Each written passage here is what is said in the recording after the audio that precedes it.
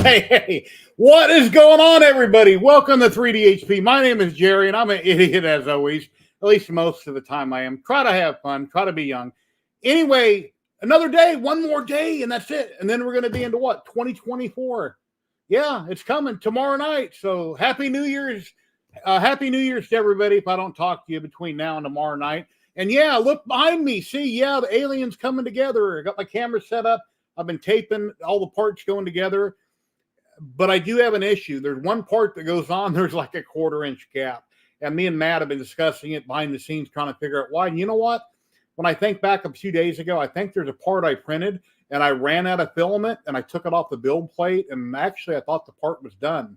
So I think if I figure out which part it is, throw it in a Bamboo Studio, slice a 1/4 inch of it, I won't have to try to putty a big 1/4 inch gap on one big ass part. So I think I can fix that by just putting a section in there. But yeah, I hope everybody's doing well. We are live on YouTube and Twitch right now. We have like 100,000 people watching. I really appreciate it. Please like, subscribe, share, and all that good stuff. Kenny Sims. Hey, Kenny, how you doing? Kenny, how's it going today? Hope you're doing well. Joe Velasco, Guy the Jedi, Roger Brown, channel member. Hello, Jack in the shop. What is going on, Jack? And let's get going. Let's bring these other two guys in. We'll get talking about this, that, and everything. And if you'd like to donate, it will help me out more than you know. So please, if you have $1, throw it at me. I'd really appreciate it. Guy the Jedi, hello, hello. Montana Maker, what's going on? Here we go. Hey, how's everyone? Kenny. Hey, guys. How you doing today? Yeah, pretty good. Man, I forgot my poppers for New Year's. I was going to do poppers. Yeah, I was on this Microsoft program this morning trying to make up different AI pictures to come up with a new splash screen for the back, and I couldn't get what I wanted, so I'm going with an older one that I used to use. But yeah, one more day. I went to the store this morning and I bought some green cabbage. They were out yesterday. Yesterday I bought a head of red, and I bought 2 packs of sausage. I have onions, so what I'll do, when is it? Monday morning, I'll cook down the sausage in a big pot, cut it up in chunks with some olive oil, cut up an onion, throw in it, and then I'll start putting the 3 heads in little by little, putting the lid on, wilting it down, stirring it up. It'll be really awesome. Yeah, that's nice. I like cabbage soup or cabbage. So who does black beans for New Year's? Ladies and gentlemen, we have another man in the back room popping in. We got the creator of Hue Forge. Steve, hey, what's going on, buddy? Hey, guys. Finally made it. Hey, Steve. Feeling better.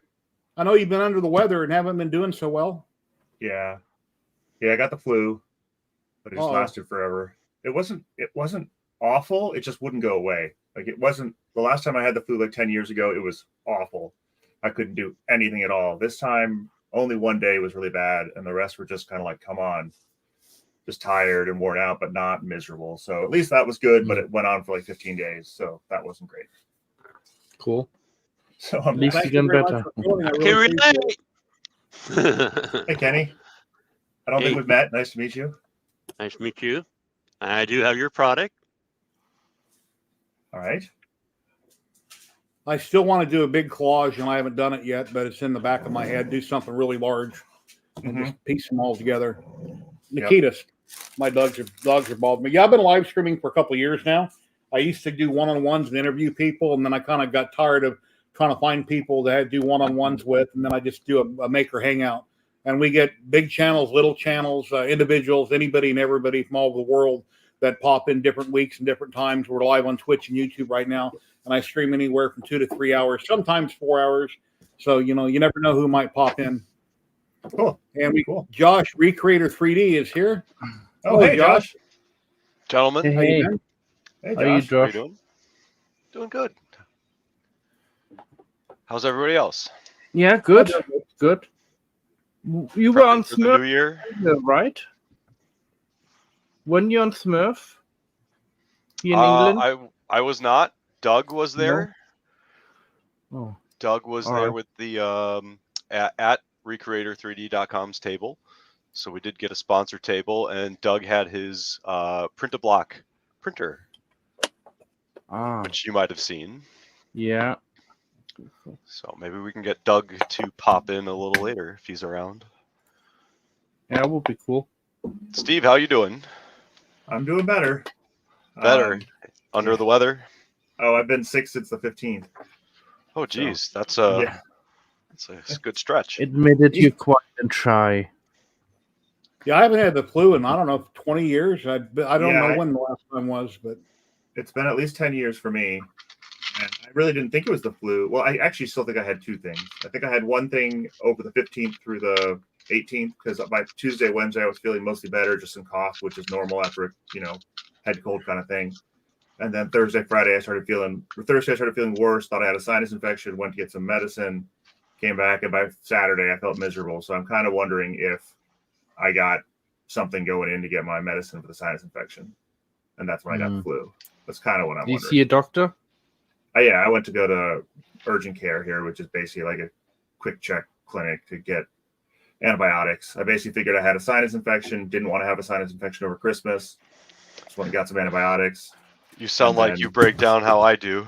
Once I get inner ear infection, and then if I don't get that checked right away, it goes right to my sinuses, and I'm miserable for a month. Yeah. I'm working on the video right now, and I shared a picture yesterday on social. The video's not done, but here's what you can do if you got 35 rolls of polymaker filament and a lot of glue. Here's what you can do with it. Ooh, I know you've been working. So that is a lot of filament.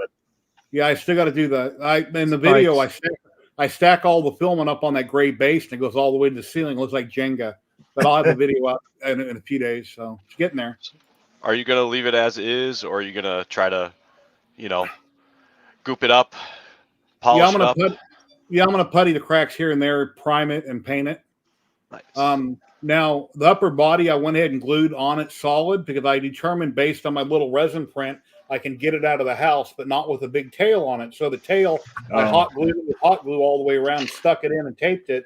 Now, that'll hold it together. If ever has to leave the house, I can take a putty knife and pop that tail loose. And then it'll be good. Hey, Tim. Tim, DeWitt 3D. Hello. Let me share out the link. I thought I did that. Oh, my God. Here's an invite link. If anybody's watching, like to pop in and come on and chat. If I know who you are, I'll let you on camera. If I don't know who you are, I probably won't. There you go. Any interesting project you're working on, Steve? You can tell us. Well, so I'm still trying to get version 0.7.0 out the door. That's in pretty good shape, but it's just like I kind of had to give up on working on it because even though I didn't feel awful, I had flu brain and I could not make logical things happen. So I basically said, okay, I'm done. And actually yesterday I was feeling kind of okay. And I said, nope, I'm not doing anything. I'm just going to, I think today I'm really feeling better. And hopefully by tomorrow, maybe I can actually go to Christmas Eve or New Year's Eve party. I missed like 4 gatherings over the holidays. And then hopefully next week I'll be like, okay, let's just finish the last minute stuff, fix all the last stuff, and get that out the door. So that's the big thing I've been working on is getting 070 out the door. I have an idea for you. Yeah. I don't know if it's possible with your program, but for lithophanes, I saw you making some of the lithophanes, and you had like ornaments in front of it, right? Ornaments in front of it. Yeah, like models of different statues of different. Oh, that wasn't me, but yeah, okay. Oh, I thought it was you. Oh, sorry. It's Cyanide Sugar who did the hue forges with like the spaceships and stuff, like the hybrids where they were partially modeled and partially. Yeah, you can like do it with the diorama almost. Yeah. Mm-hmm. I thought about why not have similar like. Sorry, my dog is whinging. Let me give her some treats. Otherwise, that's what she wants. Otherwise, she's gonna go nuts. What I'm saying is, like the Greek columns, but we have Greek column, like how they come up. Yeah. How about if you put like let's say a lithophane model in, that you automatically generate those type of supports and make like a frame out of it, and or you know, yeah. So it looks three-dimensional, you know, and it Right. is three-dimensional. I So understand what that you're you can take any type of model, put Mhm. it in your program, and then attach a lithophane to it.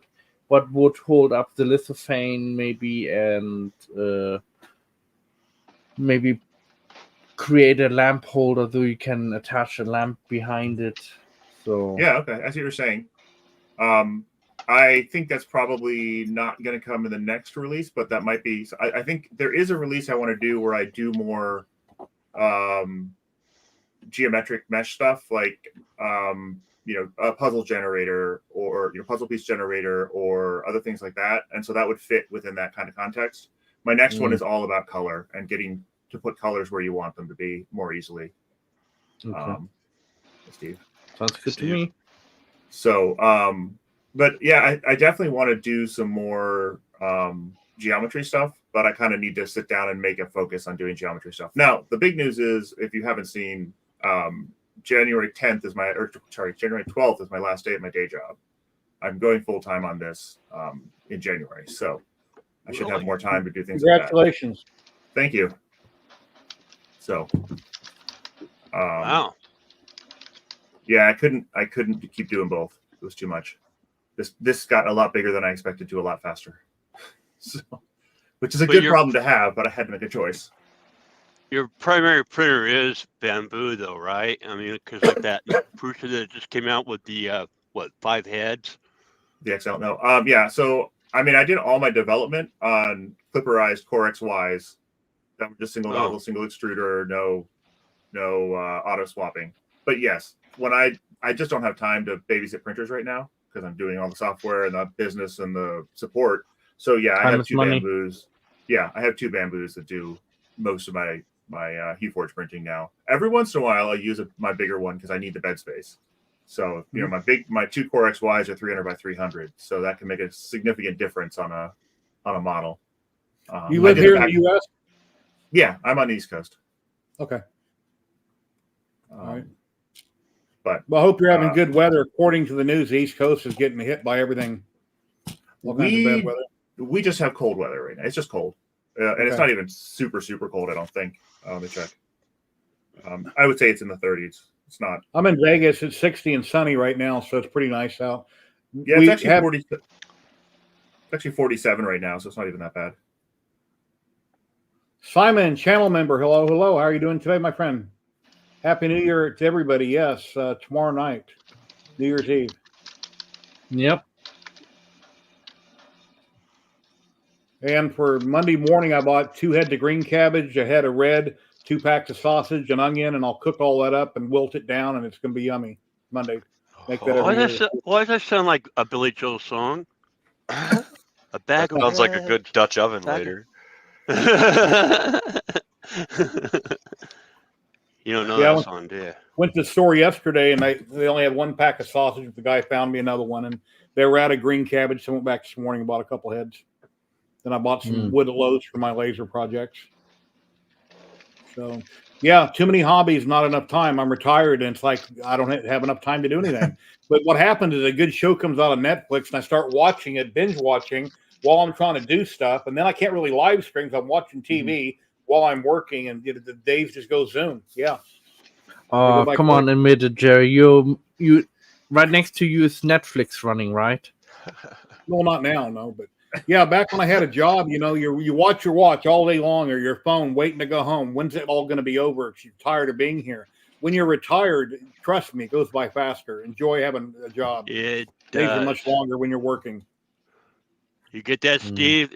I mean, even though you're going to still be self-employed, because I've been that too. But even when I was self-employed, time was going fast. Thank you very much for resubscribing, Chris Mink. I appreciate that. Twitch. Because you're not at the man's office, you're at your office. Right. Yep. Yeah, I got it. That's going to be an interesting transition. Time management. Well, are you married and have kids at home there, Steve? I am. And yep. So you're going to have to try to work and say, "Hey, honey, don't talk to me for 3 or 4 hours, kids. Get out of the room." I mean, I did a lot of work from home during the pandemic, and then I still work 2 days a week from home. So that's kind of already understood. The big thing for me is going to have to be, you know, work can never end if I want it to, but I don't want it to. Like I want to be a little bit more, you know, it's been a lot of really late nights and a lot of working, coming home from work, doing a little bit, you know, trying to help with dinner and everything, and then basically disappearing downstairs to the basement to keep working. So the goal is to actually work less, though I'm sure that there are going to be weeks where I work more. Like, you know, oh, I'm trying to get that last release out. I'm trying to get a feature in that I just need to just be head down and working on, which is actually a funny thing. You know, I got an Apple Watch for my wife for her anniversary, and which is 20 years, by the way. So we've been married for a while. Congrats. And thank you. And it always tells me to get up and move the moment I've started really getting into my problem. I'm like, I'm really kind of engaged in my problem. And it's like, stand up. I'm like, no, you got to change your timing. This is not going to work. I can't get up every 45 minutes or an hour and walk because I just got fully engaged in what I'm working on. So it's nice though that, you know, you can have your own ebb and flow amongst what you're doing, because now you're not going to be, you know, tied to the normal structure, and that'll work for you how it does, just amongst, you know, being in your family routine and working from home. You know, so that's good. Steve, you blew up real fast, brother. I seem to be an interviewer today. Yeah, I do. Okay. What got you, or what influenced you to start what HueForge is and what it does? I mean, where did you get that idea?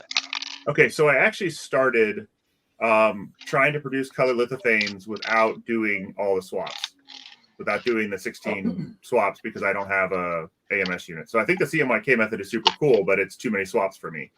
I wasn't going to do those by hand with my printers. So I actually accidentally made a color lithophane that looked great, and then I tried to make another one and another one and another one. I just couldn't get them to work. And it was really hard to adjust them in the slicer and very hard to figure out what they were going to look like when you were done. And so I ended up saying, I'm a software developer. I think I can write some software to figure out what they're going to look like ahead of time. Pop your head up. And hey. And so I started writing, I wrote what I very creatively called the color lithophane builder at first, and spent a lot of time getting that, just the general architecture working, getting the color prediction model working. I went through the phase where I thought it was RGB because it was backlit, and then realized, no, it's still CMYK. Did all that. And then, so I started that in like October of 2022. And then in February of 2023, I ran into Ian Smalley on the Bamboo Forum, who had these black and white images that I thought were backlit lithophanes, and they were very, very nice. And they clearly were more than one color. And so I started asking him, like, wait, what, you use a silver? Silver is normally opaque and it doesn't work. And he said, no, these are black on the back. There's no light coming through them, and they're all front lit. And I looked at that and said, that's got to take you forever to figure out where everything goes. He said, oh yeah, it's hours in the slicer, just trying to figure out in my head what the blending is going to be, and then changing the values and moving the layers up and down. And I said, well, at that point, I was confident enough in my color model. I said, I think I can adapt it to do what you're doing. And so I did. And that really only took about a week between us back and forth, because he was able to immediately, without having to print anything, say, this is wrong. Like these numbers are wrong. You need to do this. And so then I adjusted it until it basically worked for him. And that's how the front lit, what most people would consider a HueForge or a filament painting, came about. But honestly, I went back to the color lithophanes. I wasn't that interested at the time. And it wasn't until later when I started thinking about it for what other things could be done with it. And I made my chessboard, and I made some like dungeon tiles. And I thought, oh, this is actually really cool. And then I started getting into more like faux materials and things like that, and what I could do with it that I couldn't do with, you know, that if I don't need a light and if I don't need all the infrastructure for a light, I can do a lot smaller. And that I started getting interested in that. And that's where really I realized, actually, and I'd had people ask me for my software for the lithophanes. But then when I started doing this front lit stuff, people started really being like, whoa, what are you doing? What is this? I've never seen this before. And then I said, oh, that's what I need to focus on. This is really the interesting part. because there's other ways to do color lithophanes. There's other good ways to do color lithophanes, but there really weren't any other ways to do this. So that's kind of how it all started. Did I answer your question? Yes, very much so. Thank you. So yeah, Matt, if I recall, you like putting a color like transparency on the back of yours the most, right? I do that too. I have several different methods of doing it. I use the CMYK method, and I print my lithophane vertically. Yeah. So, well, not with CMYK, right? Yeah. Isn't that like a tremendous amount of waste? No. I print my color flat. Oh, and my lithophane, okay. I call it the hybrid method. Okay. Yep. Because what I do is I take literally the CMYK colors, I slice the top off. So I take the top off of the white layer. Yep. And leave all the first layer on the bottom is always white.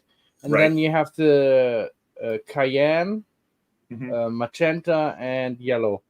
And once I slice the top off with the extra white, because of 5 files you get, right? 5 files. So you take the white layer off, and you only keep the 4, and you put them in the slicer of bamboo. And then you print your you create a vertically lithophane with the same dimension. Yep.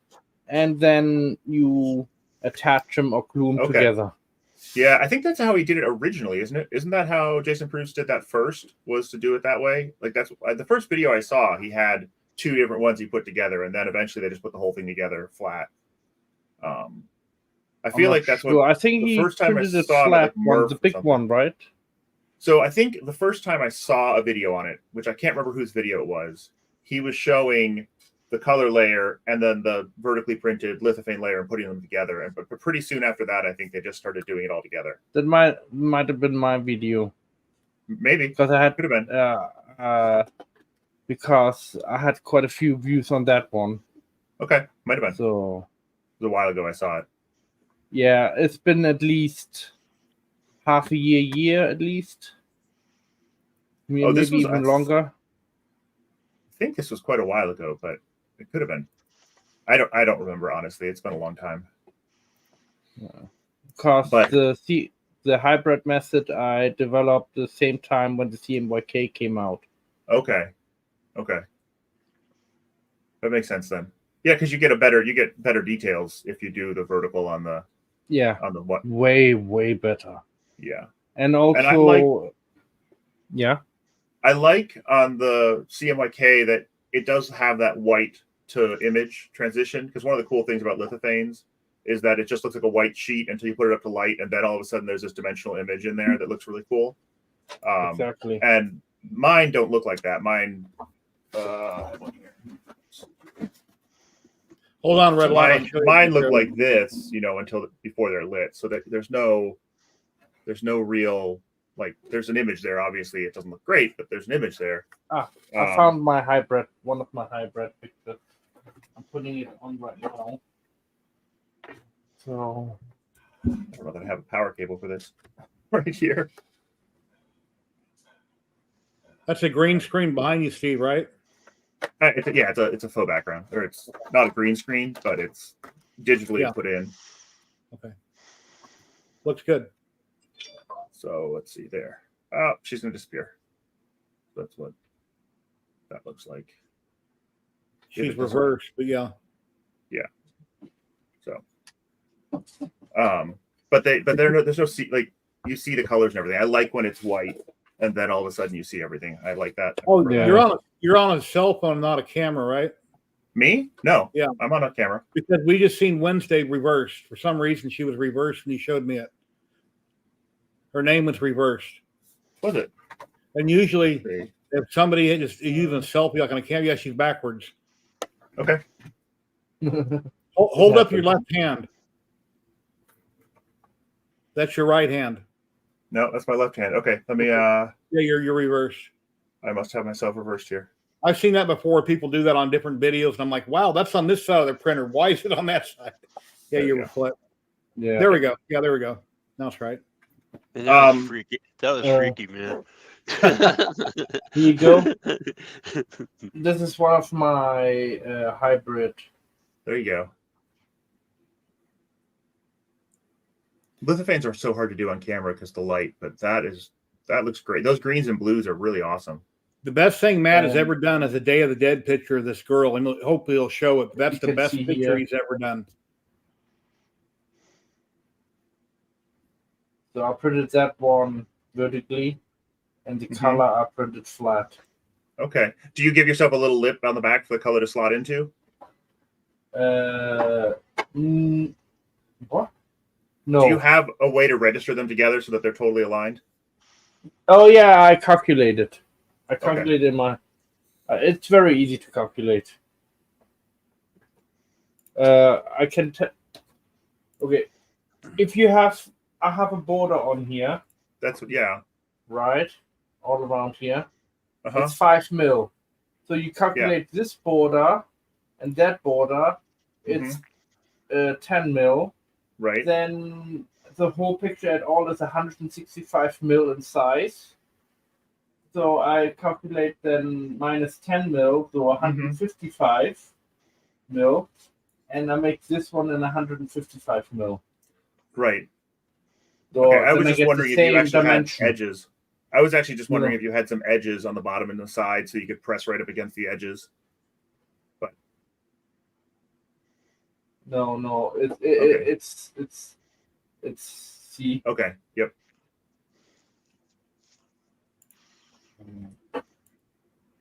So Josh, what have you been up to, buddy? How are things going? You're muted. There you go. And this was made with Polymaker filament and the CMYK color from all right.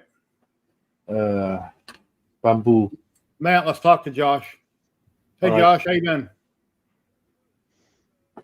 Can't hear you. You got me? There you go. Yeah. Just enjoying the holidays, laying low. Got a few things going on. Rob sent me his Baby Belt Pro. It took a couple tumbles getting to me, so I just gotta put it together and figured I'd join your stream today. It would give me motivation just amongst having people around, and now I can poke at my desk while. Appreciate it. Thanks for having me here because it keeps me motivated. So you're always welcome. We'd love to see what you're working on. What the problem earlier was, I don't think it was you talking to your wife. I think you were messing around on your desk, and that's what the person's talking about. We're hearing a lot of crackling and stuff, so it's no big deal. Yeah, I got the probably squeaky plastics and biggie. Just popping on some movies lately, enjoying some side movies while I do different things, and I've been printing these guys pretty big. It's big. I don't know, hopefully Really get nice. a couple other ones, and I just put them up my shelf and enjoy them, and doing the Art Me extruder. I'm sure y'all seen Stefan start to make up his own, so it's a Loftly kit. If you get it, it's gonna be. Groggy Nod 3D wants to know: was that a free model, or did you buy that somewhere?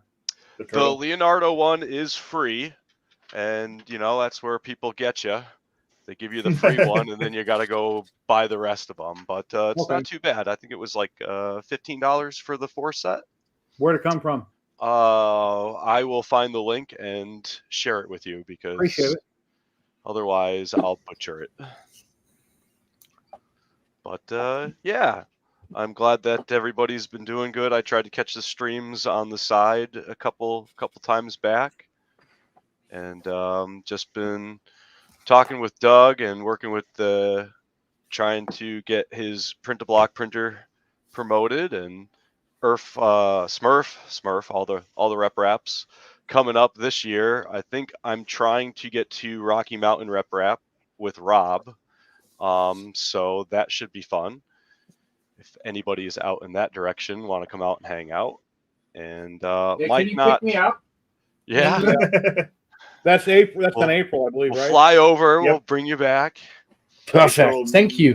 Get you in a 19th through suitcase. 21st. I give you 50 quid for gas. I think Rocky Mountains in April-ish. Yep, April 19th, I think, through 21st. And then I likely might not do Murph, but I'll be back at 3D Printopia because that's fun and only takes me about 8 to 10 hours to get there. So, Steve, I got an idea for you. If you do a giant collage where we take a print in QForge and you make it really big, like 10 foot tall, 12 foot tall, and have little tiny magnets in all the corners, and you put them on a slant wall, have a wall that's slightly slanted, start at the bottom, and they basically snap and connect each section. And when you get done, you got this huge picture. Okay.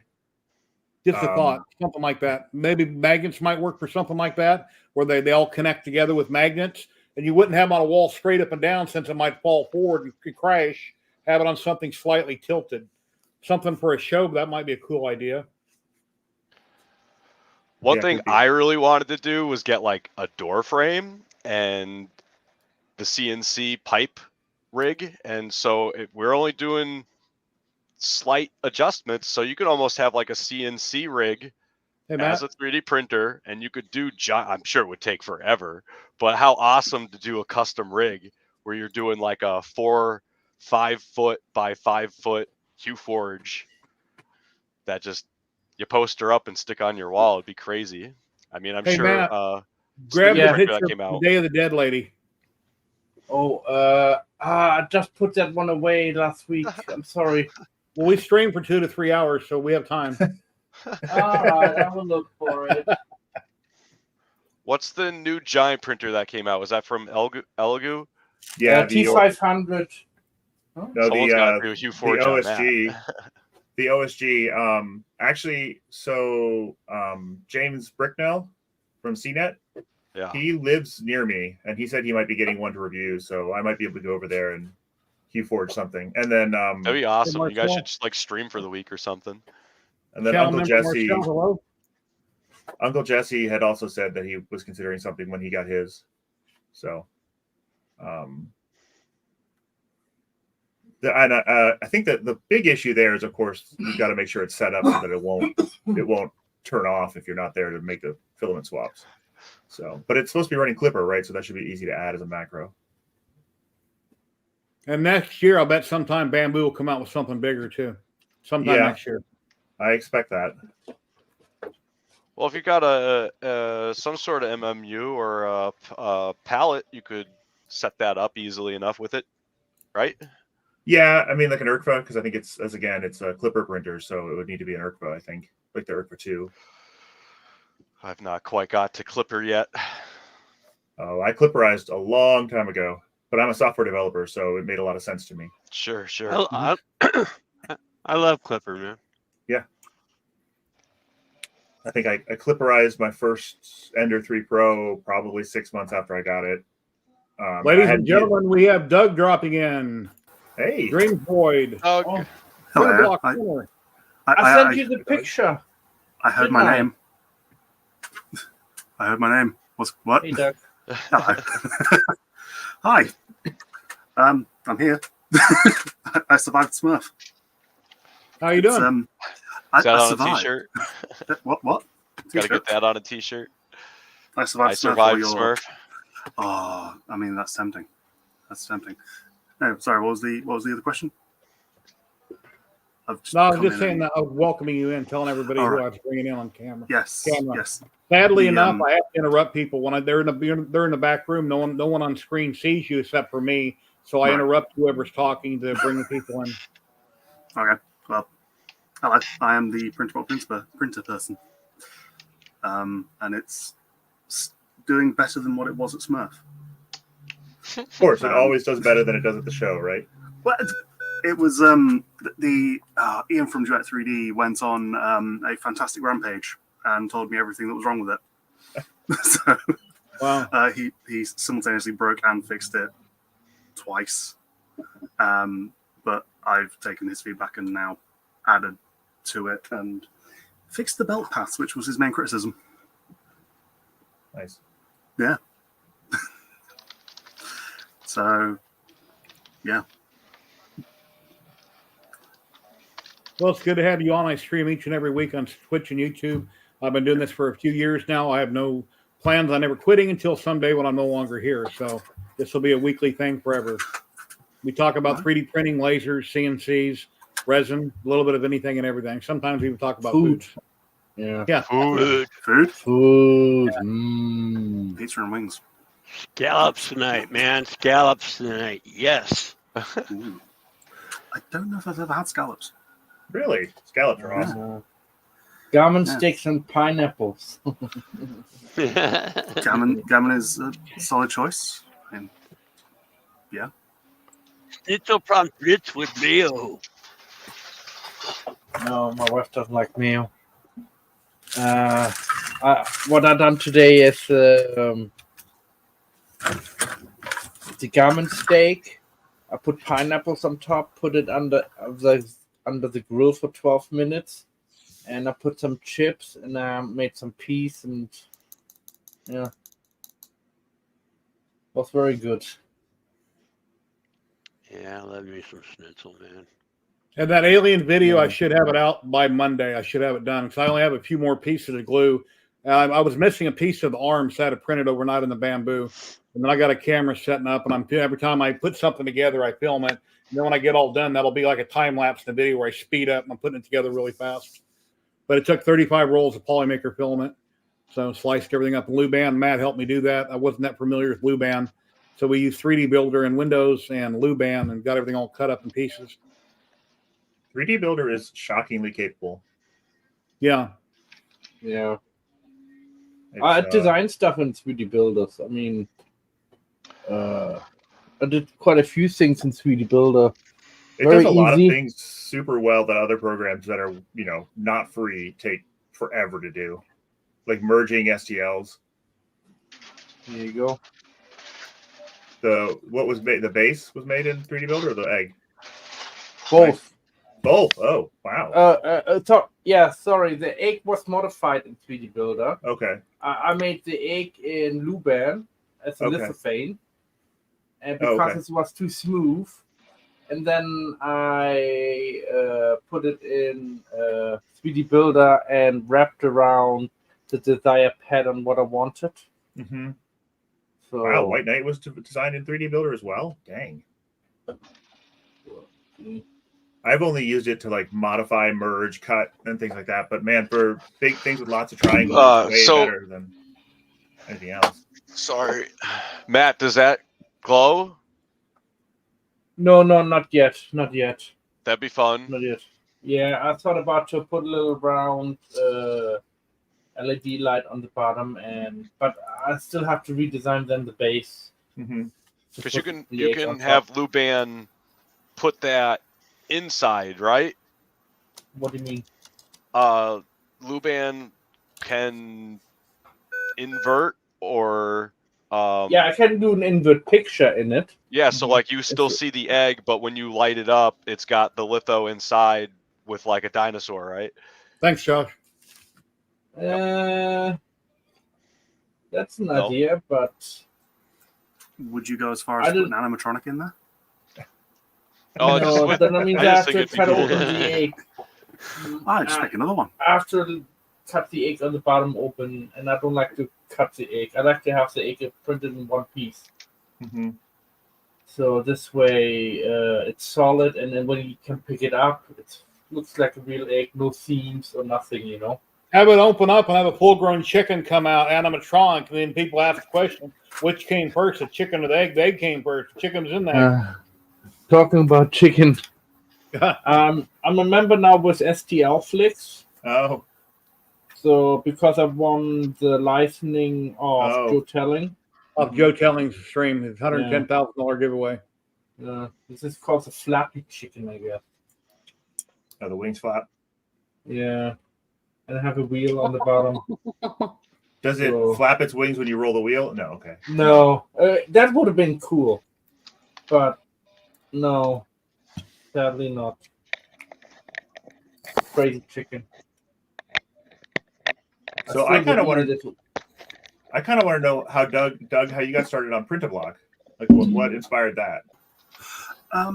So There's a chap who released a DVD motor-based 3D printer called Mega Andy. Well, not the printer's not called Mega Andy. The chap's called Mega Andy. And that was back in 2018 or 2019. Okay. So my whole reasoning for buying a 3D printer was to 3D print a 3D printer. Okay. That's just been it from the start. So I saw that little DVD motor-based printer, and I was like, this is pretty darn cool. I kind of want to have a go at it. So I printed everything out naively, and the motors that I had to hand didn't fit. So it's okay. So what do I do then? I tried playing with Fusion 360 at the time, couldn't get on with it, and then, well, Tinkercad. Like every piece of that printer has been done in Tinkercad. Well, yeah, okay. Everything that I've made for the printer has been done in Tinkercad. Hold on, guys. Got a raid coming in. Welcome, Raiders. Digital Dragon is raiding with 17 viewers. Hello, Digital Dragon. Thank you for the raid. I hope you had a great stream. Raiders, my name is Jerry with 3DHP, and each and every Saturday, 1 p.m. Pacific, 12 o'clock, my new time, I go live on Twitch and YouTube, and we're a community of makers from around the world. We get together, we talk about 3D printing, lasers, resin, CNC, a little bit of anything and everything. Please, thank you very much for the raid. Please consider following, subscribing, and yeah. And look behind me, I'm printing a 7-foot alien. It's almost done. I'm working on a video right now, getting that out, and that's done with Polymaker spools. Took me 38 spools, 35 spools of film, I think it was, to get it done. But thank you very much. Welcome in, everybody. And yeah, if you have any questions, please ask in chat. If you're a maker and you want to drop in on screen, you're welcome to do so. I'll share out a link. And back to what we were talking about. Go ahead, Doug. Yeah, so the print block printer, I saw print block from Joe Larson, the 3D print professor, and it made it a lot easier because it's componentized. You're breaking it down into single pieces that are a lot easier to digest. So it was take that and then try to remake the pieces from being inspired by Mega Andy's printer. Tried to remake them to make the original Cartesian version of the printblock printer out of DVD motors. I don't have one to hand, but that eventually became, well, just the pen plotter head for the the Core XY version, and yeah, arguably it was then a tool changer because you can change the tool on it. It's a tool changer now. You just add the pause G code. It's not a specific one. So did that kind of answer it? Yeah. No, thank you. Yeah, it's been like a fun project. Yeah, it's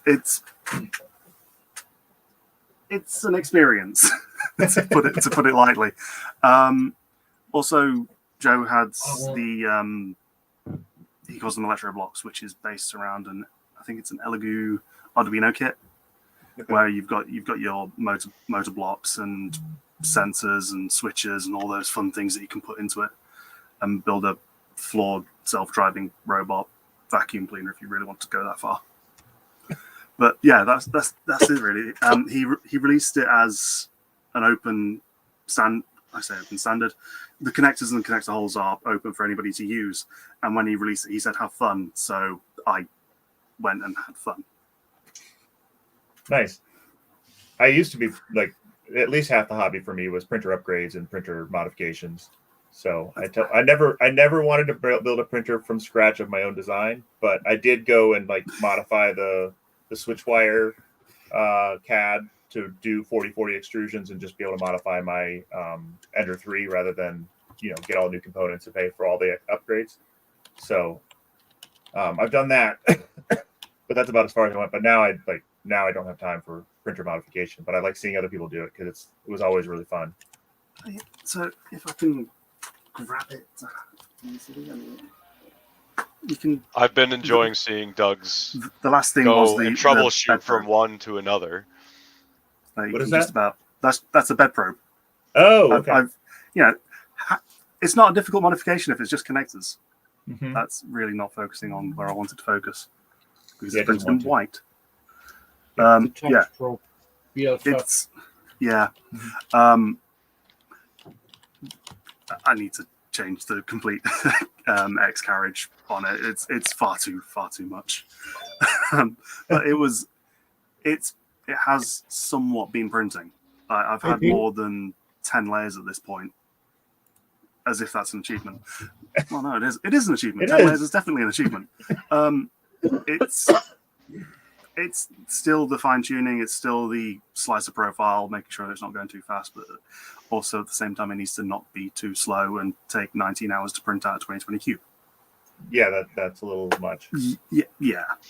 I just sent Joe an invite on Facebook. I'm not sure if he'll see it or if he's busy, but I sent him an invite. I told him that you're on in case he wants to pop in.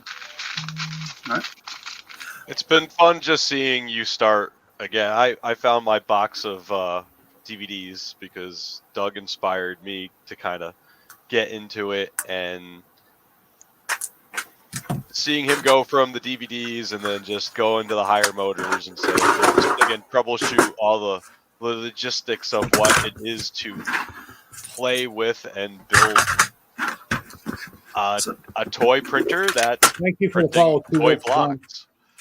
So the DVD motor based one, I had shelved that one back in May or June when Smurf was pretty much decided, because the roadblock I was stumbling with it was the tooth for engaging with the linear rails on the DVD, the lead screws on the DVD motors.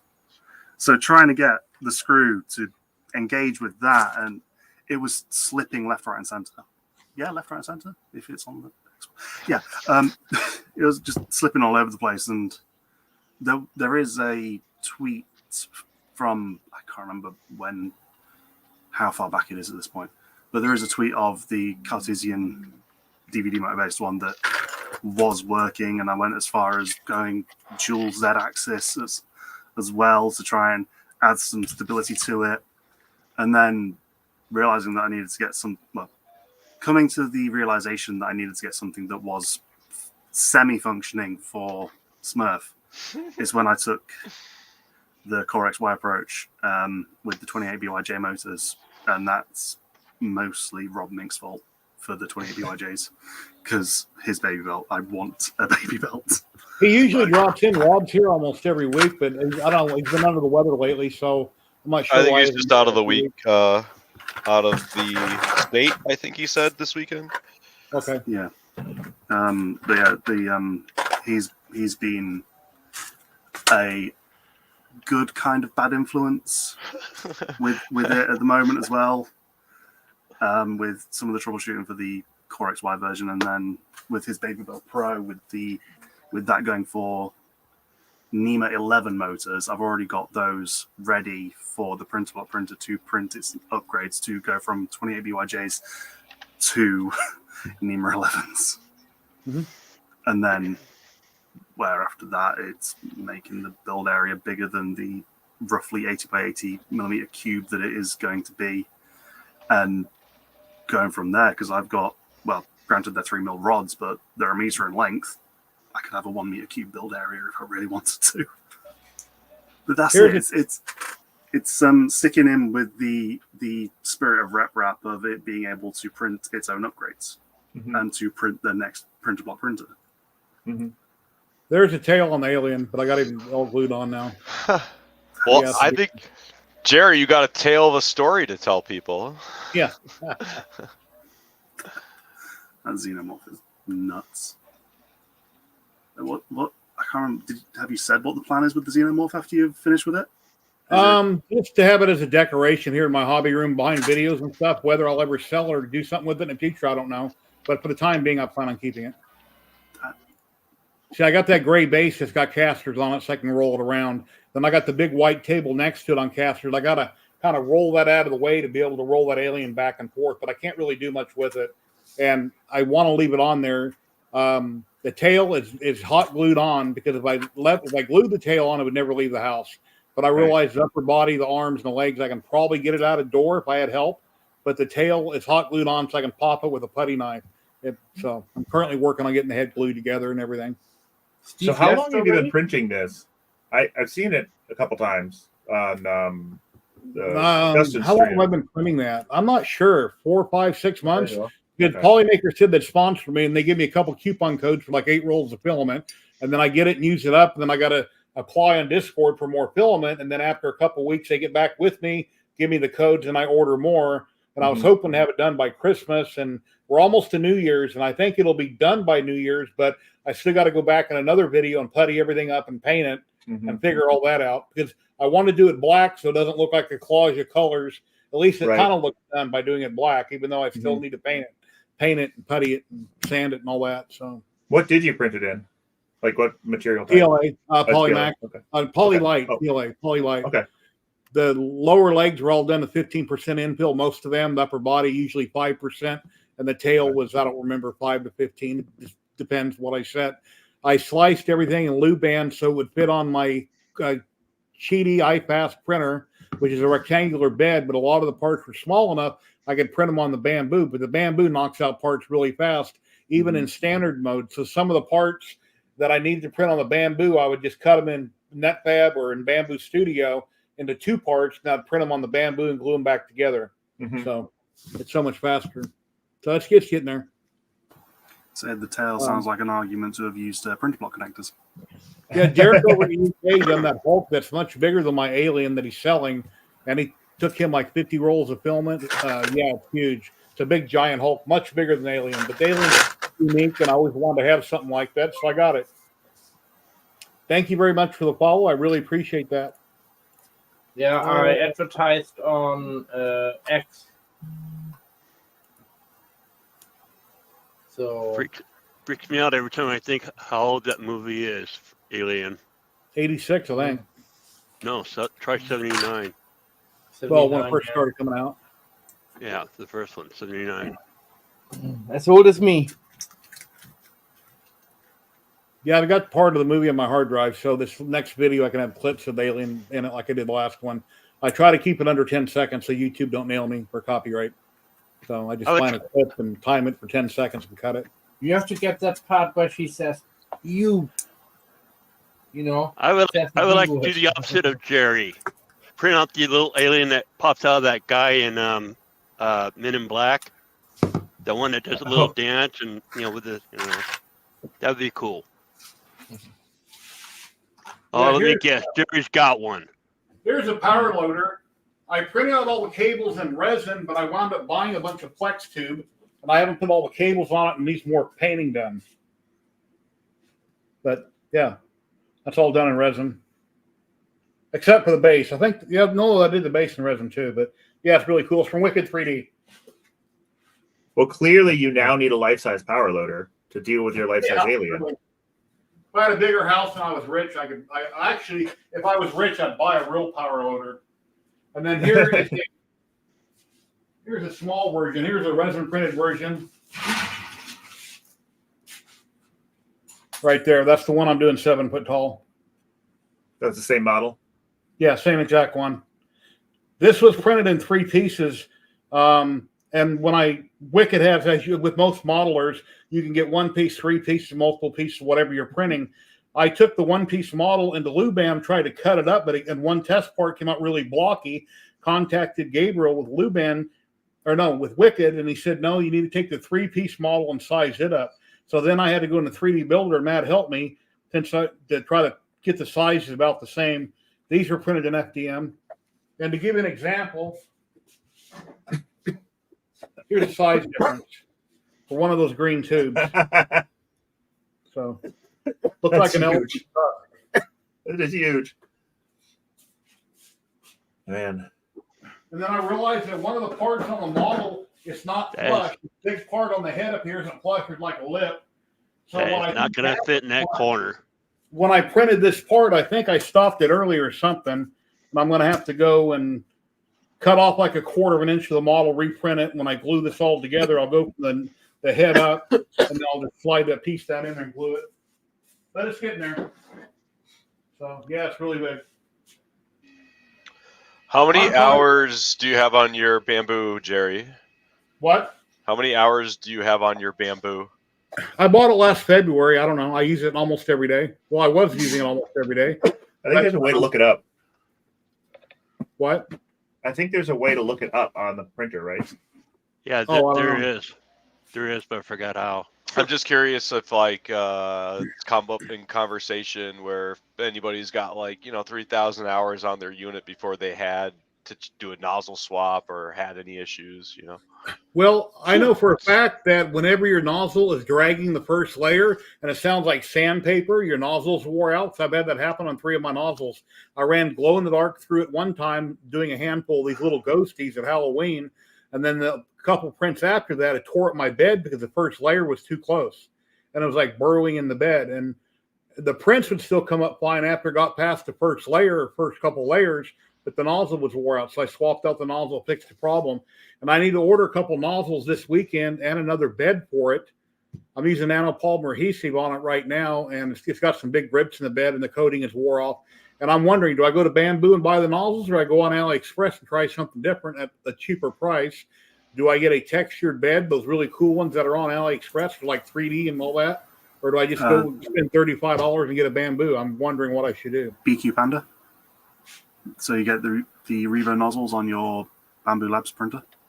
Yeah, but they're really expensive. They're like, what, $100 and something, but then you can easily swap them quickly. But yeah, and an Obsidian or a Diamondback nozzle is always an option, because while they're not going to say it, that's pretty much the last nozzle you'll need for a long time, unless you're doing exotics. So the Obsidian high flows I bought a couple of Diamondback Revos because my other printers have Revos, and I wanted to see how they dealt with stringing and things like that for HueForge. They're expensive. But if you want to print fast, I don't think you want the Diamondback Revo on your Bamboo. I think you'd rather have the Obsidian high flow if you're going to do it that way, personally, because they're not going to be as high a flow rate. That's the carriage that would be the pen plotter. I've just reassembled it for you. Nice. So you can see how the original Cartesian was using those little motors, and the carriage tooth bit, when I find one again, the bit that was causing me all of the problems, that's really not going to show up on camera. Oh. That piece derailed the whole thing. Huh. Puns. Tech Cheaper, the generic PEI sheet off of AliExpress, doesn't the Bamboo have to read the sheet, or printer? No, you can just tell it not to read the sheet. Okay. You just tell it, I don't care about the sheet, and just make sure you set it properly. Because I have all third-party. Well, no, I don't. Actually, I will have to say that I have a Bamboo Black, I have a Bamboo Gold, and then I have like 2 or 3 of the holographic on one side and yellow PEI on the other. Mm-hmm. And honestly, the gold PEI wasn't reading for a while anyway. Like it wasn't in the studio yet because it was brand new. And I just said forget it and turn it all off. And I just I'm always textured PEI, so I never care what the sheet is. So you don't have little QR codes on them. They sort of do, but then it wasn't reading it. Like it wouldn't read the gold one because it didn't recognize the code. I'm like, it's right there. It's your code, but it wasn't in the slicer yet. And so I had to wait for it to get in the slice. And I'm like, at that point, I just said, shut it off. Don't read the codes. I don't care. Yeah, I kept the gold one on my P1S and black one. Yeah. Yeah. I had a couple layers that were too close. So I took a torch to it, trying to get off the plastic, which burned it down to bare metal. So then I put nanopolymer adhesive on it, which works perfectly fine. But I want to replace the bed. But it still works fine. I've had it since last February and still working. I just put nanopolymer on it. Mm-hmm. So I have a couple of Jupine beds that work fine, and they're really cheap. By the way, to get your print hours on your printer, you go to the Hexagon. No, we can't see your printers in the back. I know you can't see a wall. I know, but give me a minute. Pointing like this. I know. My printers are back there.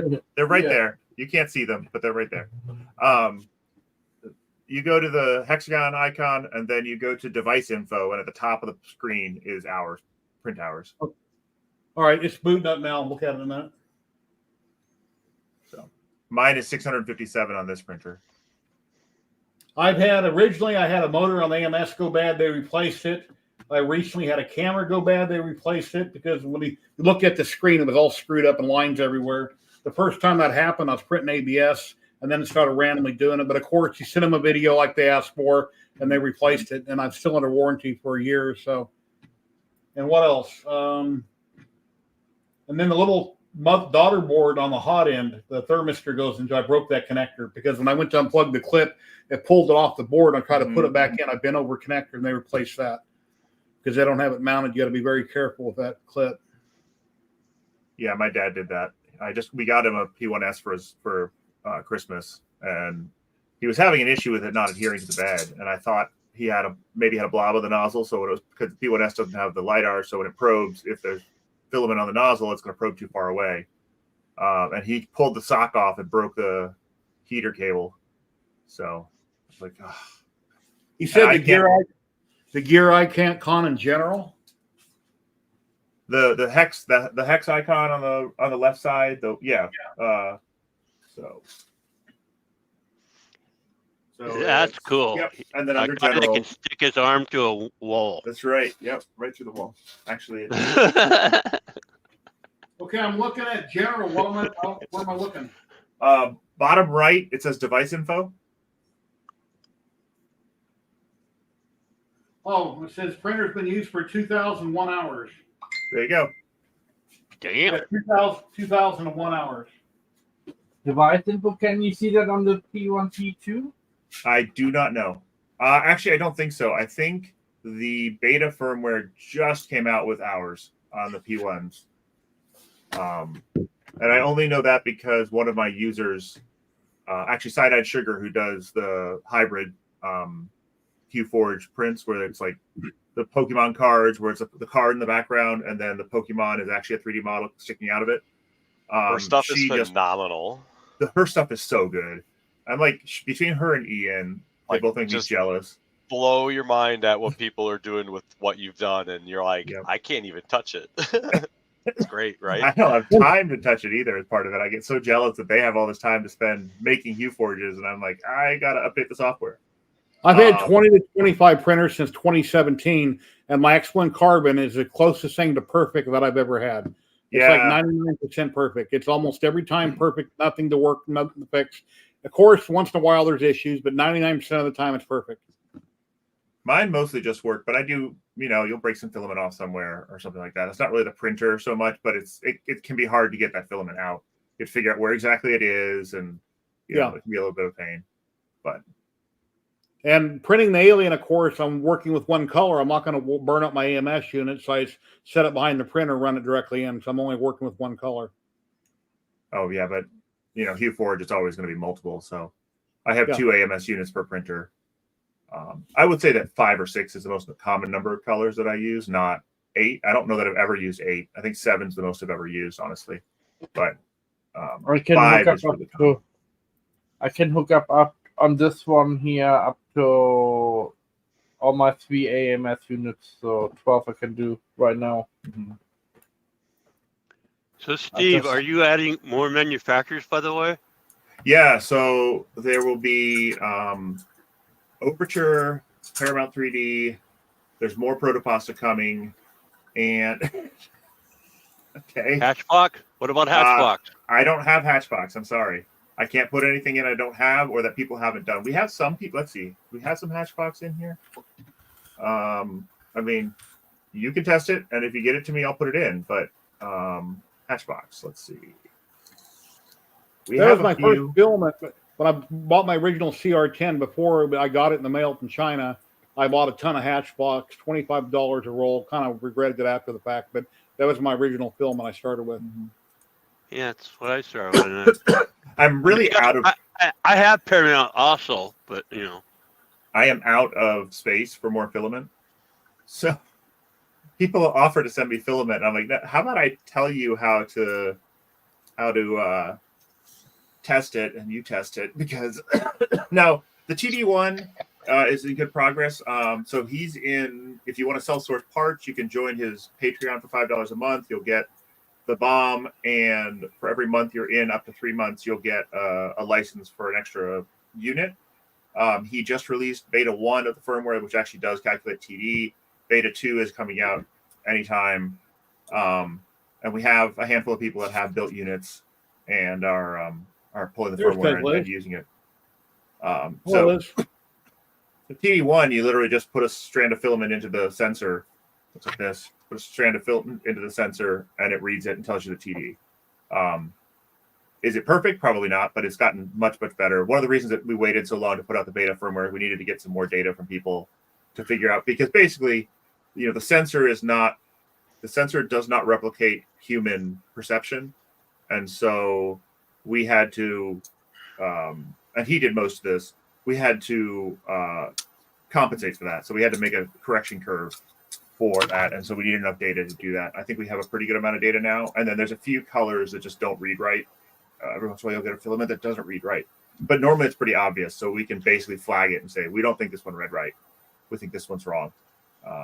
But we're getting more and more people who are reading from the TD, making a test print, comparing it and saying, yeah, this looks basically right. Or like only the colors are wrong. And we kind of know right now that the color that is pulling out is not quite right. Turns out it's kind of hard to get the color right when you have just a tiny little bit to read with the RGB sensor.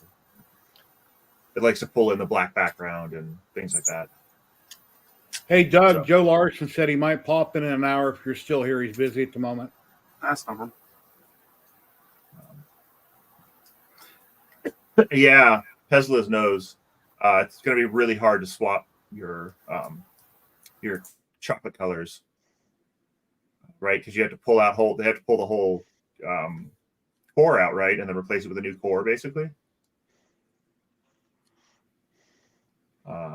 And honestly, QForge doesn't care what your printer is, so it just cares what your colors are and the TDs of the colors are. So I could, if someone gave me those values for the 3 chocolates that they store, that they come with, I can let you print something. I can make a model for you, but can you make the actual swap on a CocoaPress? Someone mentioned a CocoaPress QForge profile. There's only 3 filaments, so right now, I mean, I guess you can make your own, but there's only 3 filaments that they ship at the moment, effectively. I'm still waiting for the cheese hot end for the CocoaPress. There's going to be a cheese hot end. No, it's one of those little mounds. I'm gonna die on. There should be a cheese hot end. Idea just popped in my head. You get yellow fingers after you're done eating it. We currently got 43 people watching, 18 on YouTube and 25 on Twitch. Nice. Never cooking. Peslis, you have to talk to the chocolate woman. I forgot her name. I'm sorry, I'm bad with names. But Ellie Rose. Tell her to make some white chocolate where you can put food dye in to change the color of the chocolate. She does have white chocolate cores, but I don't know where you check. But has a CocoaPress. If you put food dye in it to change the color of the chocolate into pink or red or blue, you can print different types of chocolate colors. I mean, I think the whole concept is you can actually do your own custom. Actually, it's 3 chocolate. Yeah, the thing is, you need to mix it before you put it in the extruder. Yeah, I mean, I think it comes with multiple core units, what you can change out quickly. So if you buy more core units, what you can change out, then one you prepare in a bowl your red, and then one bowl red, and then you fill it in, and then. She says you have to be able to make it bubble free, so you have to be able to pull a vacuum on it when you're creating it. Yeah. A core. Okay. So you can make any. She said you can make your own core. You just have to make it bubble free. Okay. Yeah. Okay. So you have to be able to put it into. That's easy. That's a whipping process. I mean, you just have to. What's it called? I think you have to pull a vacuum. I think you have to pull a vacuum to make that. Work. Yeah. I think you have to degas it. Because if you get it to a certain heat, the bubbles automatically rise. Yeah, but then it starts cooling, and they can be trapped in there. You have to pull a vacuum to get the bubbles out fast enough. I'm pretty sure that's what you're going to have to do. It's like casting. Yeah, she knows more than chocolate than me, so I'm not chocolate here. You don't want what you're talking about. But I think that would be a good idea. You don't want chocolate that's got the farts, man. So if you can do your own cores and make your own colors then with food dye, with the white chocolate, that's brilliant. I would think that even just the standard melting candies you can get probably would work. I don't know. But they have those colored chips you can get and melt for all kinds of stuff to make your own How about candies and stuff like toffee? that. How about No, toffee? Don't think you can do toffee. Yeah, you can't change it out, right? You can't, because it's molten in the core. There's nothing. Yeah, that's what I was concerned about. Print it and airbrush it. There you go. That's perfect. It's what a bakery would do.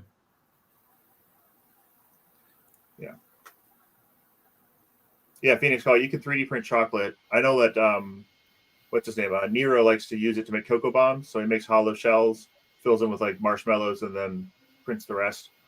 So you can do the paws. You just can't swap your core.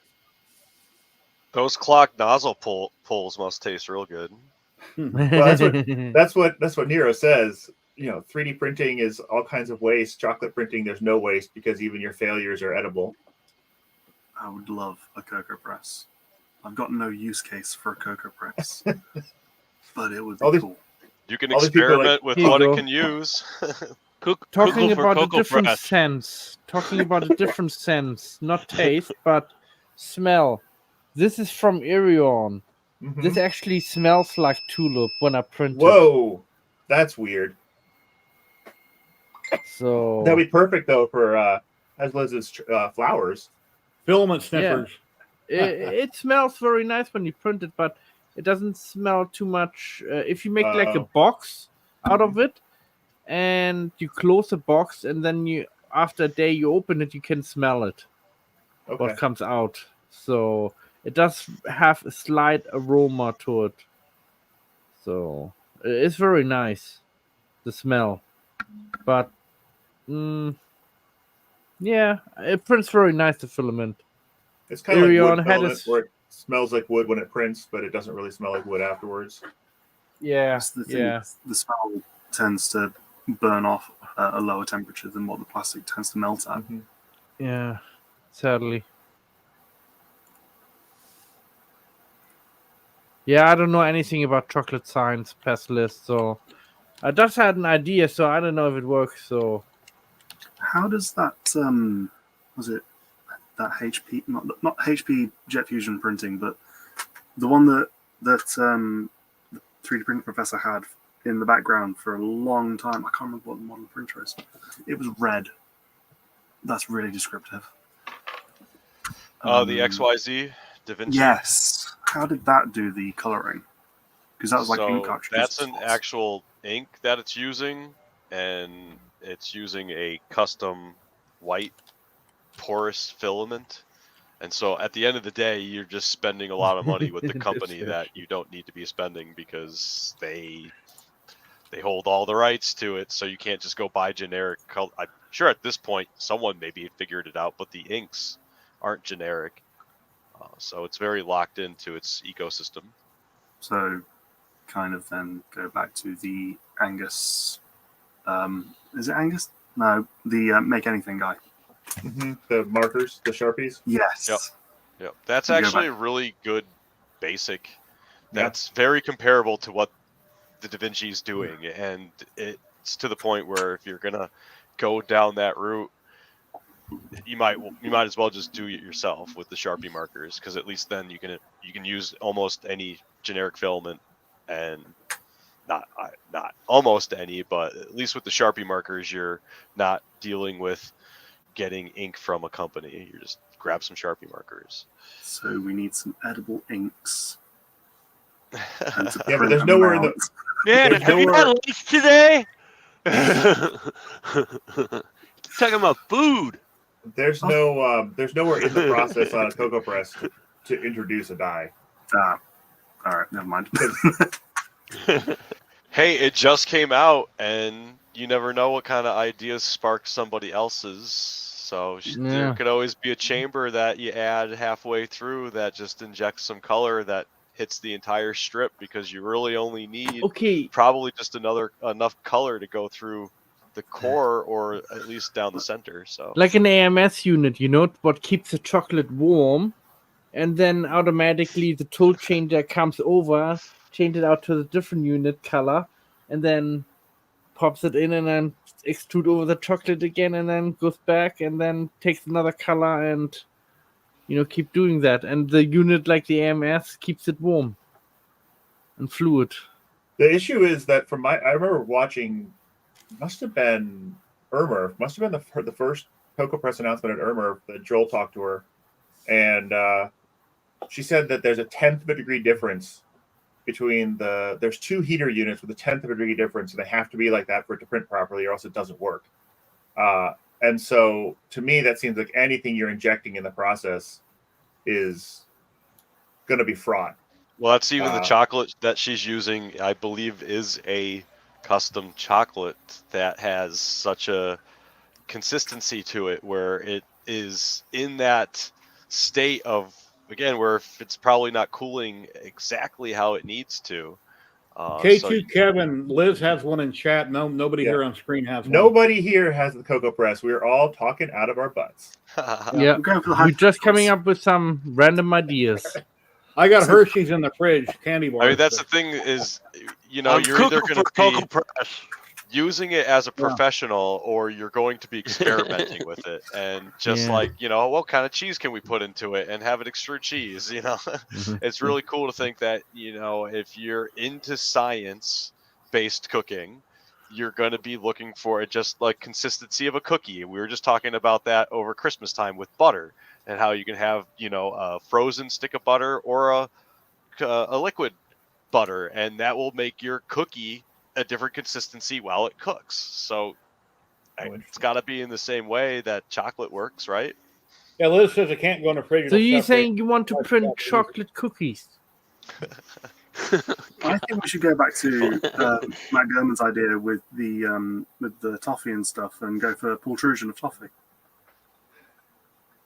Yeah, that's going to work real well. That it separates, Liz.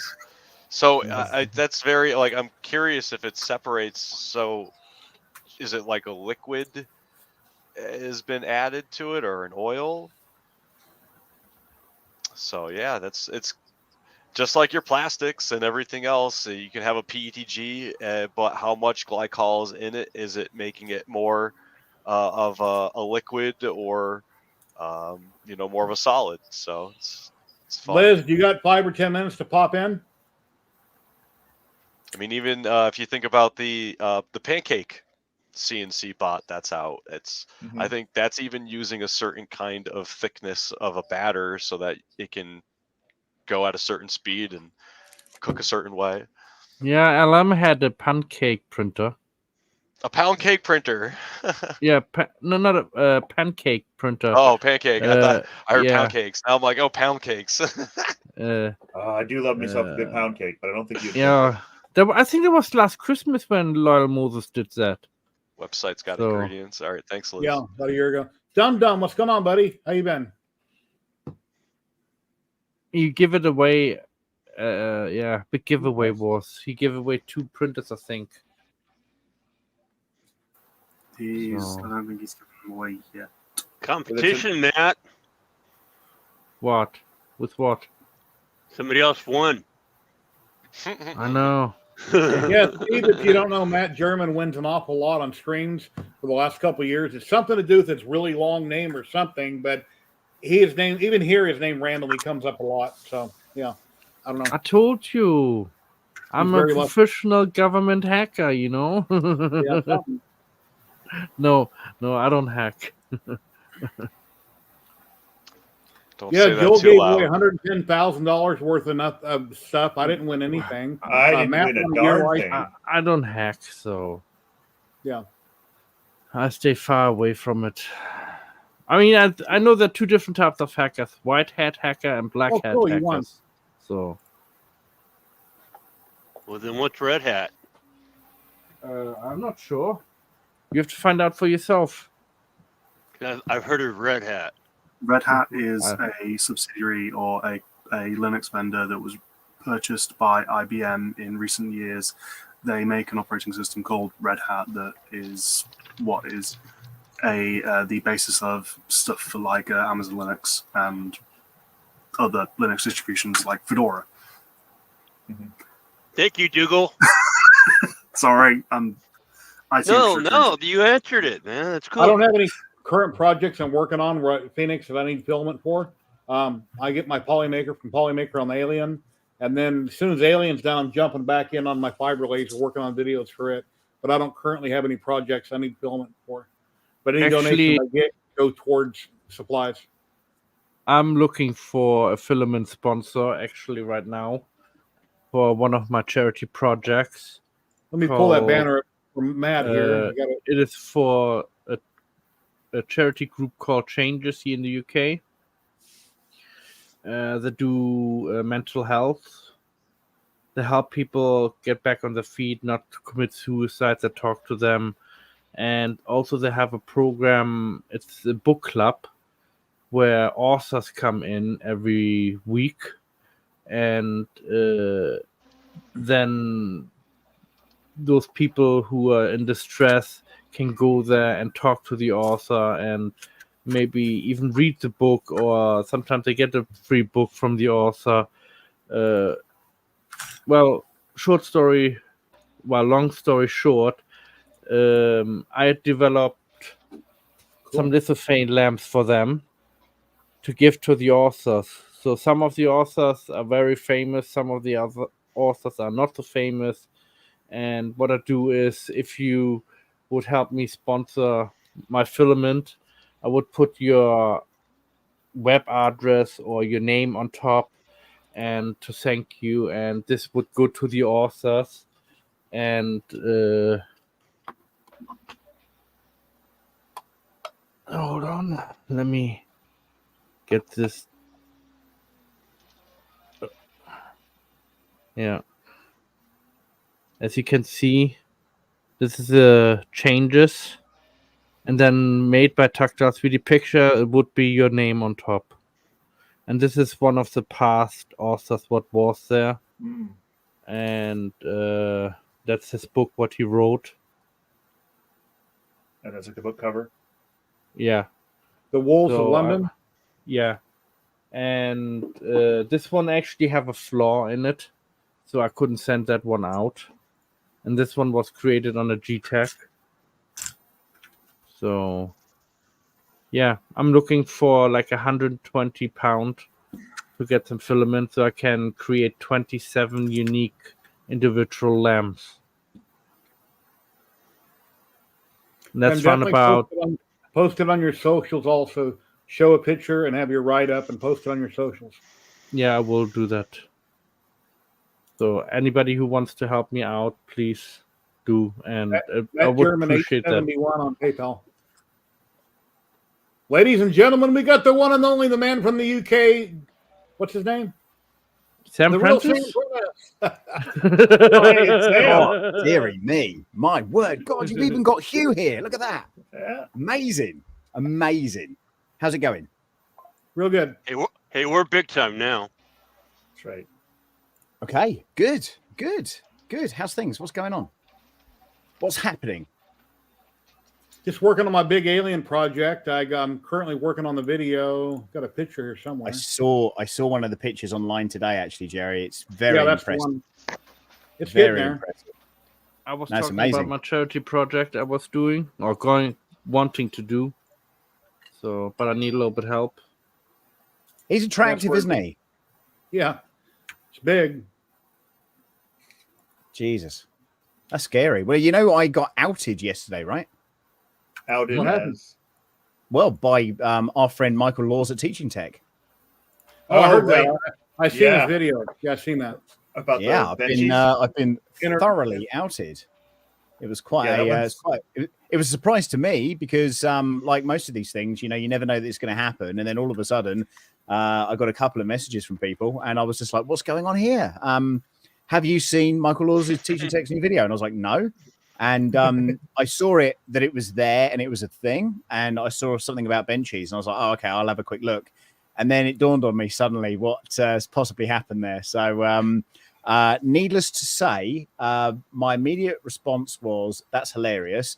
Then I've ordered a bunch of stuff on Amazon. I've spent about £70 today on just random rubbish just to mock him back in another video. So, you know, it's the way it goes. It's the way it goes. So Yeah, it's been good fun. It's been a fun day. Put it that way. Very fun day.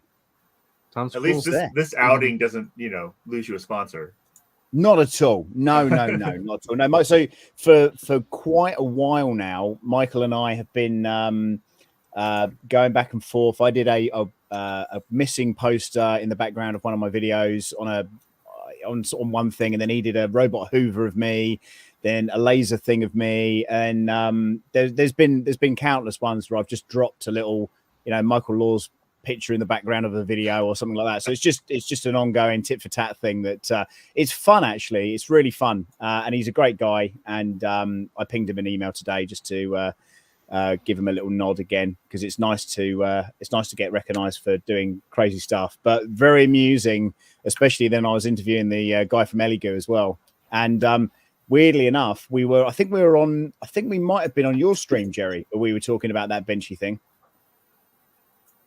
No, I don't remember. Michael's on here about every 3 months. I know he's really busy, so I randomly invite him about every 3 months. I don't want to try to pin him down every week.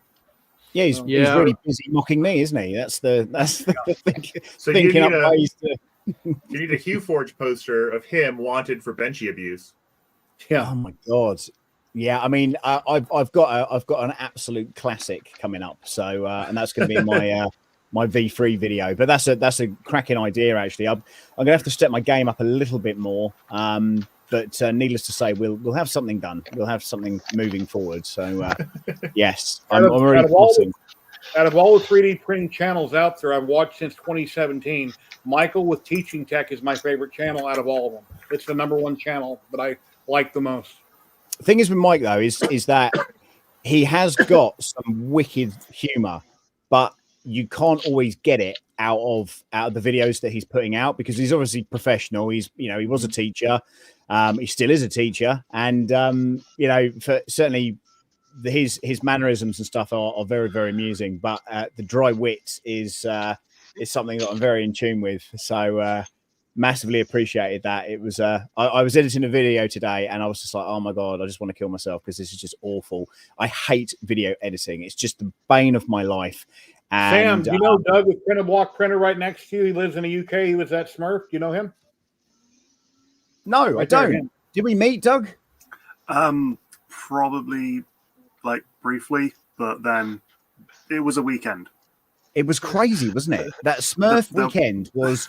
It was like, if you thought, right, there was one thing, the Bamboo Lab P1P to P1S upgrade I did on the live stream. Take care, Phoenix. Thank you.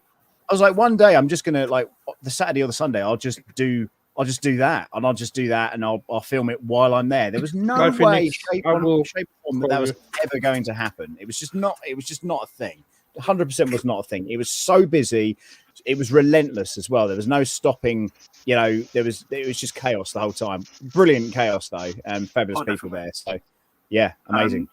And fantastic atmosphere throughout the whole event, really. And the party.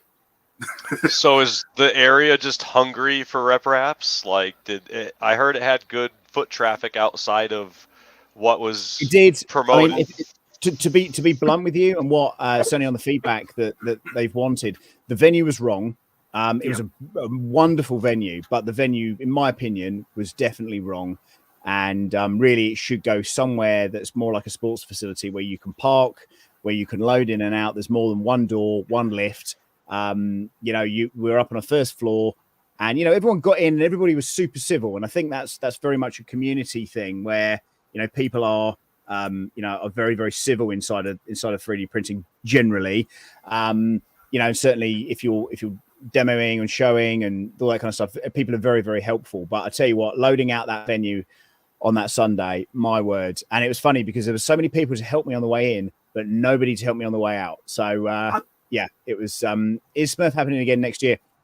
The honest answer is I don't know, but I probably would say that it is.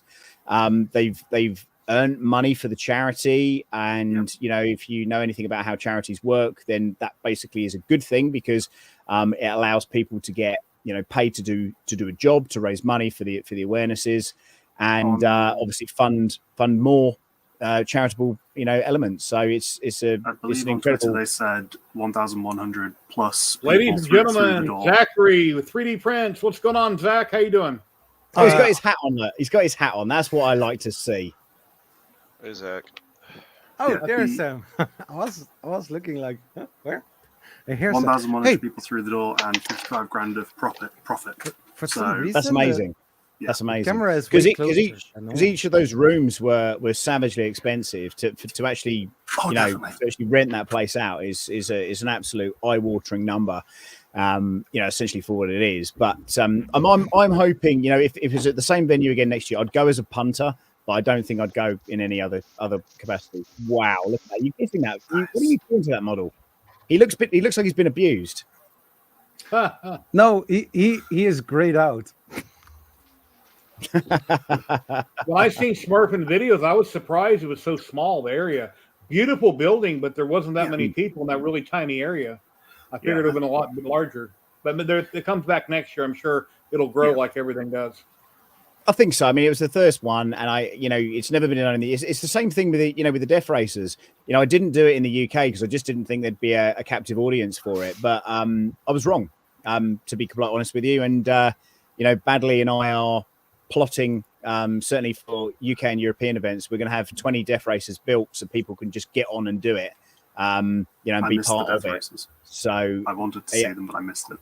It was a lot of fun, and I was, for whatever reason, I was on form that day, so there was lots of things going on with cameras and people, and it was good. It was a brilliant event, and because obviously Michael Badley hasn't been to the States to witness the deaf races in person, so he didn't really get it, and he was just like, I get it, I just get it now. It's such an amazing thing. So it was good, really, really good, and like I say, fingers crossed they'll be back doing something next year. And like you say, Jerry, hopefully bigger, better. And they certainly looked after me. They wanted droids. We gave them droids. They told us we had 20 meters. We didn't have 20 meters. we had the sizes there were a little bit small, but we crammed them in. It was supposed to be a 2.5 meter square booth for bronze. There was not 2.5 meter square. No. And I think that was down to the table lengths. I think people just assumed that it'd be the normal kind of size tables, and there was these weird tables that they brought out. The examination tables, and they were in portrait, not landscape. Did they have any kind of food on site or anything like that? There was in there the was entrance a they had coffee bit. Okay. Cake and Indian. I can't remember which type of Indian food there was, but there was Indian food. You got roach coaches in the UK, right? Lunch trucks to drive around.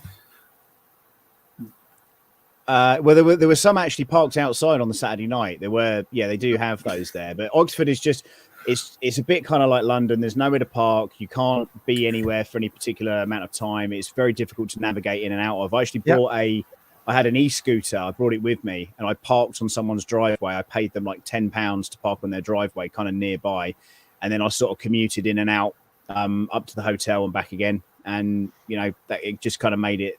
It kind of made it for me, really, just to be able to get around and stuff. But Rep Rap in the UK, I mean, I think it's a really good thing. I think, and again, it couldn't have been done for a better charity in memory of of Sanjay and stuff. So it's that for me is it's an important part of it. Yeah. So I mean, I parked like 6 or 7 minutes walk from the event. Was expensive, but I at least could park. Should have gone the nearer route. I mean, that's the thing. I'm used to being ferried around by John from Tripod's Garage. He's my Uber.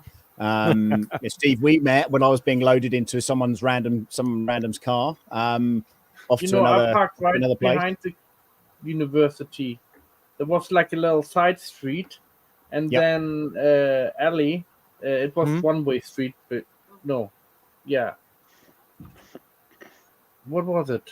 I don't know what kind of street, but anyway, it was behind the university, and because my wife has a disability pass, we were able to park there for extended periods of time. And this is the thing, right? This is the thing. It's all right if you're disabled, Matt. when you're not Yeah. disabled, you don't get that lift in. You know, it's just the way it goes, pal. But you know, I personally felt like you know, I don't think it was ADA accessible, that venue particularly. It was okay, but unless you're in, you know, like your wife was on a go-kart, wasn't she? So you guys were all right. You could sit on her knee and be ferried around. It was fine, really, wasn't it? But even you would have found that going up. Well, we got caught in a lift, didn't we? We couldn't get in, we couldn't get out. There was a whole thing around that, wasn't there? So, yeah, it's tricky. What else? It probably wouldn't. Work there. There was a big also open yard where people parked on. Yeah, the quads. So you weren't allowed to park there for a particularly long time. And it was funny on the Sunday because when I pulled up to park, the lady said, "Oh, you can't really park on that bit." And I went, "But yes, I am." And she was just like, "Yeah, you are." And I was like, "Okay, like it is what it is." I mean, I was more concerned with the death races that if a LiPo battery ignited, that I'd have to then jettison it out of a window somewhere and hope that it didn't burn the building down. So, you know, it's I would have made a name for myself at least that way, right? I think you could have just let a balloon go up into the rafters. That would have been £1,000 to get it back down. Yeah. It is what it is. I was looking at Rocky Mountain actually tonight because I've got a health plan called Vitality, and it enables me to get 20% off of hotel bookings. And yeah, sure enough, it does work. So I'm just looking at that to see what's going to happen with that and understand where I'm going to be over the next or the coming months. I heard back from a sponsor today, and it looks like I'm back out to China. I'm going to be heading back out to the US for sure. So yeah, good things. A lot of stuff that I didn't quite maybe capture up in. Yeah, I'm not TH3D, that's for sure. I didn't capture in China that I wish I did. So getting the opportunity to go back is going to be quite interesting. So yeah, watch this space. Cool. Can you tell us what company? Yeah, sure. It's going to be Creality. All right. Certainly for that one. The US stuff might not be Creality, but it you know, we'll wait and see.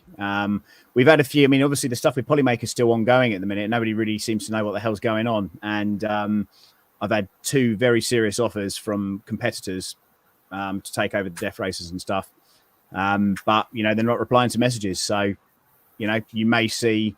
I'm not going to lie, it is what it is. You know, you may see it going elsewhere. And again, they're very serious offers. So someone needs to pull the finger out. Yeah, I mean, he's in Texas now, so I would have thought he would have been settled. Yeah, but it's not even Nick. You know, it's the whole kind of situation there with people that are involved with it. So you know, it's no skin off my nose. If they don't want it, they don't want it. But right, at least appreciate business communication is key, right? And even if it was to be a no, which I don't think it is, I think it's a time issue. But a no is still a no. Let's give away a roll of Polymaker. It'll be the last one. Let's do that right now. Let's do that. Anybody on screen? Anybody on screen that can participate? Steve, anybody on screen? Polymaker can enter this. Nice timing. I have plenty of Polymaker. Thank you. All right. So here we go. One lucky winner. Anyone in World Day ship except for Matt German. He's excluded since he's a partner. And here we go in 5, 4, 3, 2, 1. Let's draw. And I'll bet you Matt's name will come up. He likes to enter just to see if he can. Almighty Malachi, are you in chat? Congratulations. Almighty Malachi, are you still here in chat? There he is, right there. Congratulations. Almighty Malachi, I'm going to give you my email, Almighty Malachi. Email me.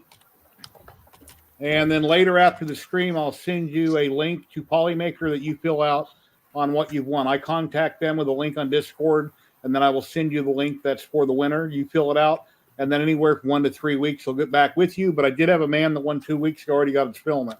So it might be quicker than that. That's very nice.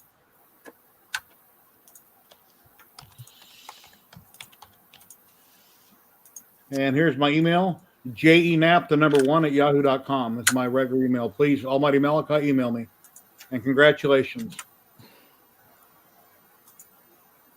All right. Well, I actually have to bounce, but it was good hanging out. Thank you for having me. And Yeah, it's great. Yeah, I'm Steve. very happy that you came on. I've been trying to get you on for weeks. You've been Good hanging out, unavailable. Steve. But yeah, I do this every week, and you're always welcome. It's always a different show. You never know who might be on. And thank you so much. And I hope you have an awesome New Year, my friend. thank you very much. Bye, guys. Yeah. Take All care, right, Steve. Thank you. Bye. Bloody love Very you. cool. What's that, I- Sam? I bloody love him. He's such a nice man. Yeah, he's on Justin's streams almost every week. I believe on Wednesday night. I see him on there quite a bit. And I've been inviting him for a while to come on. It's fun having software engineers around, especially Ladies ones and that gentlemen, we've have got good Tim from communities. Canada. Tim. Hey, Sorry, Josh. Oh, it's all right. What Hey, is that he's Tim. got there? What's that he's working on? What's that big I'm silver gonna thing? mute my speaker. Hang on. There we go. I wasn't That's muted. good. Sorry, guys. How's it going? Nice. Doing great, buddy. Where you been? Been a long Oh. time. What is that Yeah, printer? this is a I'm working on a video on this. This is a prototype that was sent to me. It's called the WinStar S1. You've probably never heard of it. Nice. It is. What does it pretty do? cool. Does it print chocolate? No. Does it print orange juice? Does it print No, orange doesn't juice? It prints orange juice. Yes, exactly. That gantry in the back, that bed's got to slide way back off the bed to center up. Yes and no. where does yeah, the printer but poop The whole goes? gantry move. The whole gantry moves. the bed moves. Like this is the bed. I've got the bed Okay. off right now because I'm doing a video, etc. So the whole bed moves. There's Wow, invisible bed. no wires to be seen. So the Also no bed, bad. Oh. Ah. the bed plugs in right here. We have a. I don't know if you can kind of see that little plug. Is that a right magnet? here. Is that a magnet? It's not a magnet, but it plugs into a little port right here where the bed Okay. goes in. So The bed the port. bed Yeah. kind of plugs in like so. And yeah, there's no wires to be seen on this, which is the first time I've ever seen that. There's nothing showing wire-wise. Wow. Before I, before I power it up, the first thing obvious you do before you power these up is you check the voltage switch on the power supply, right? But I can't figure out how to get to the power supply, and that's what I've been working on here. So the bottom is Amazing. pretty clean. Wow. There's He's nothing saying- that actually comes off and take. Now, the only thing is Maybe there's it's a a whole smart unit here printer. that slides out, which has everything in it, the main board and power supply, but it's all connected to wires up front. So there needs to be, for somebody this is a prototype, just keep in mind. This isn't for sale yet. It's not even not on Kickstarter, nothing. It's a prototype, one of 2 or 3, I believe. It needs to be easier to get to that power supply switch than what I'm going through right now, which is one of the things they want feedback from me. And that's going to be one of my first things is, hey, you got to make that easier to get into the bottom of this printer. So, But is there definitely Tim? a switch though, Tim? Because there's a lot of printers now that it doesn't matter what voltage is, it just auto detects it and just routes it. Yeah. So okay, well, maybe That's what I wanted to what say it is. too.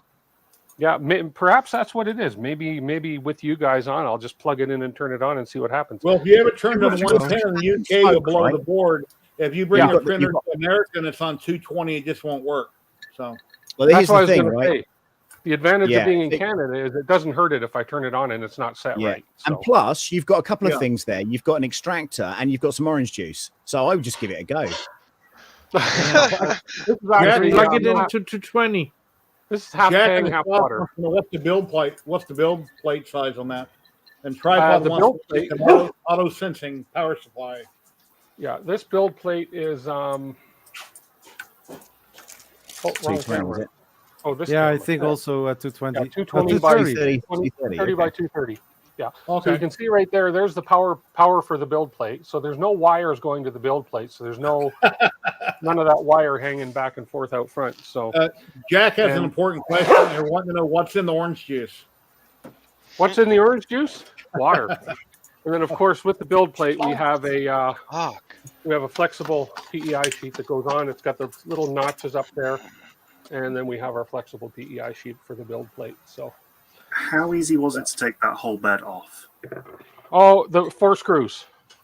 That's 4 it. screws. Okay, so you're It's not going to be taken able him to 4 hours. Yeah. and have So it short. basically, if you look 4 at the way days, the more bed works likely. on this, so there's 4 screws for the bed. These 2 and these 2. The bed plugs in here. That's where the bed's getting its power from. Okay, and then this Interesting. whole thing is sliding on a vertical linear rail here and a vertical linear rail here with dual belts. So the It whole looks thing, expensive. it's different. So I'm not sure. I've yet to actually print anything on it too, right? So, but let's just for fun, just because we're on here and I'm brave, Different is good. That way we don't keep seeing the same old thing Come on, over and Tim. over. plug it in. Let's turn the power on. Let's just see. And we See, did. there you Oh, go. we are Oh. powering up. Oh, we broke the internet. There you No. go. We're Oh, I powered. see smoke coming. Do you? Here, let me show. I haven't seen this screen. Let's share this together. Let's zoom in on this screen together. Where's my I zoom like button? the what do we got on your right side there? A USB and SD card. Here we And go. Let's have a look. Scream if you want to go faster, it says on the display there. Oh, no, it doesn't. Scream is ready.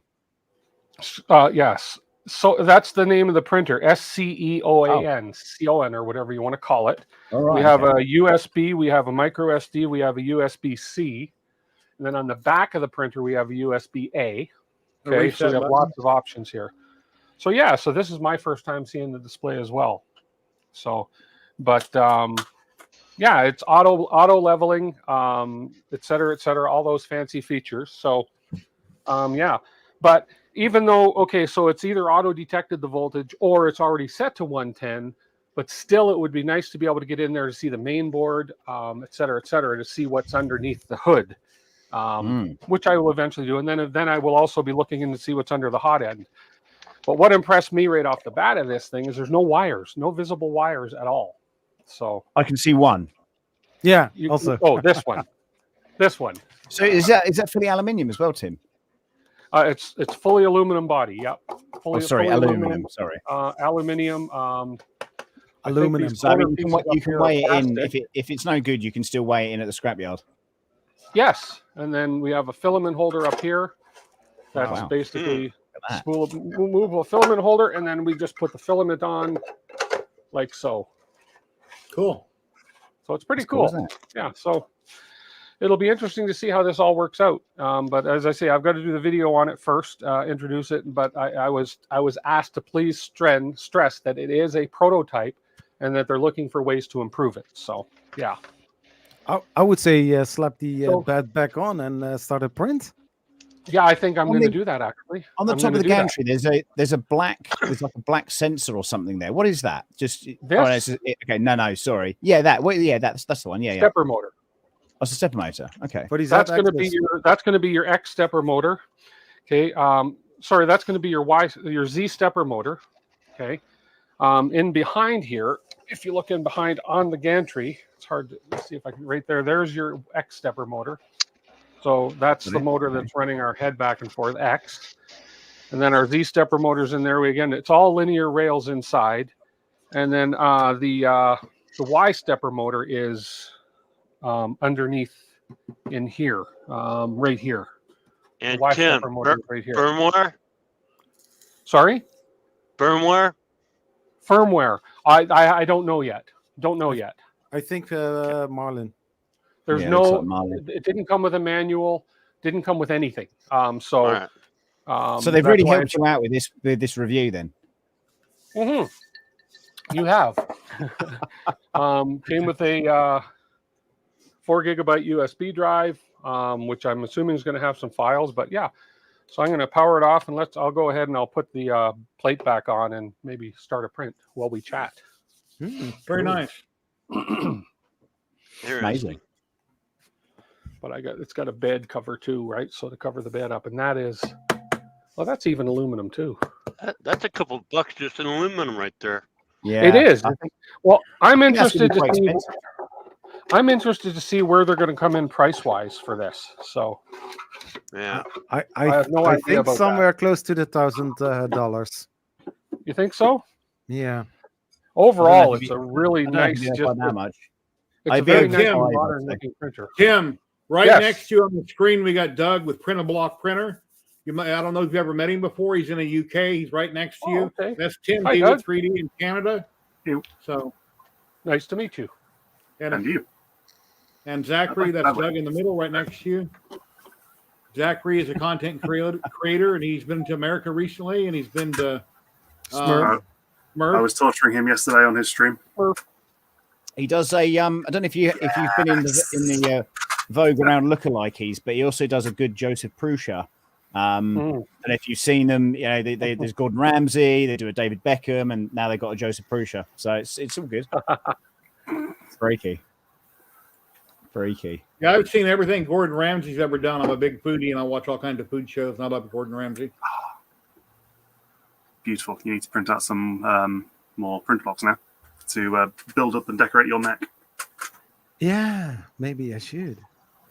Gordon Ramsay is bleeping cool. But the arms comes off very. Yes. Okay. Easy. So have a look at the 102T connector. That's the slightly tighter connector, and print it out of PETG.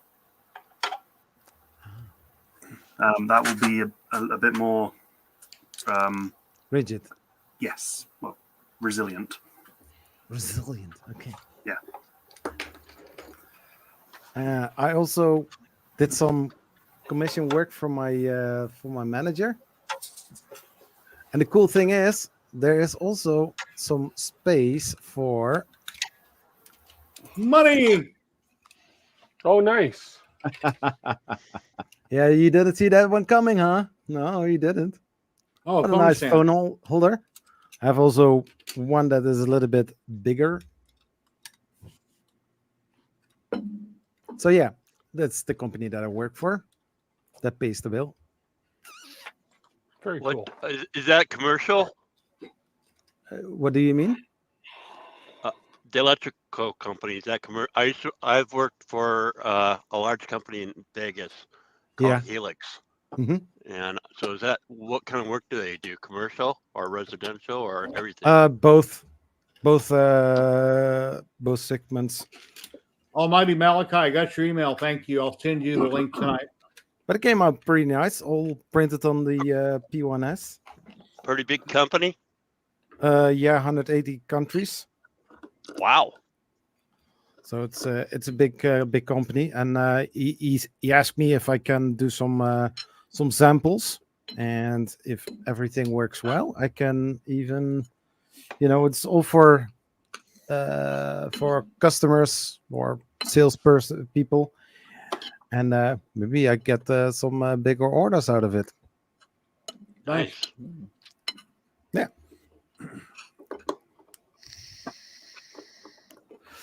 And my manager, he had on his desk, he had a static phone stand with also the brand name on it, and I saw the quality, and I was like, I don't want to brag, but I can do better than that. that one was looking terrible. You saw the layer lines, and I was like, no problem, I will do that. Slap it on your bamboo, and you're good to go. Yeah, exactly like that. And those people were working with the 3D printer for, I think, 2 years now. Mm-hmm. And that is the quality. Oh, my gosh. Yeah. And anybody watching on Twitch, if you guys like to do a drop, I'll pull my screen up. It's a Twitch game a lot of people like to play. We drop a parachute and you try to get points. I think I got the DeWitt. Yeah, here's the DeWitt emoji right here. Oh, look at that. And what can you do with the points? They're for Twitch games and stuff like that. Oh. Where is I don't see my, I got it misaligned. No, that's not it. I'm not seeing the snow. Where in the hell is the snow at? Not here, thank God. That's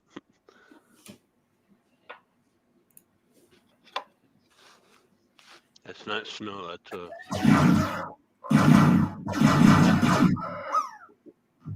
That's not snow either. Well, it's supposed to land in snow, and I don't see it on the screen. I went to my OBS page and I don't see it. Where in the hell is that? I think, Jerry, that the snow was melted. Yeah, something Yeah. happened. I don't see it. Yeah, thi- global I- warning. Oh well. I think the snow is on summer holiday.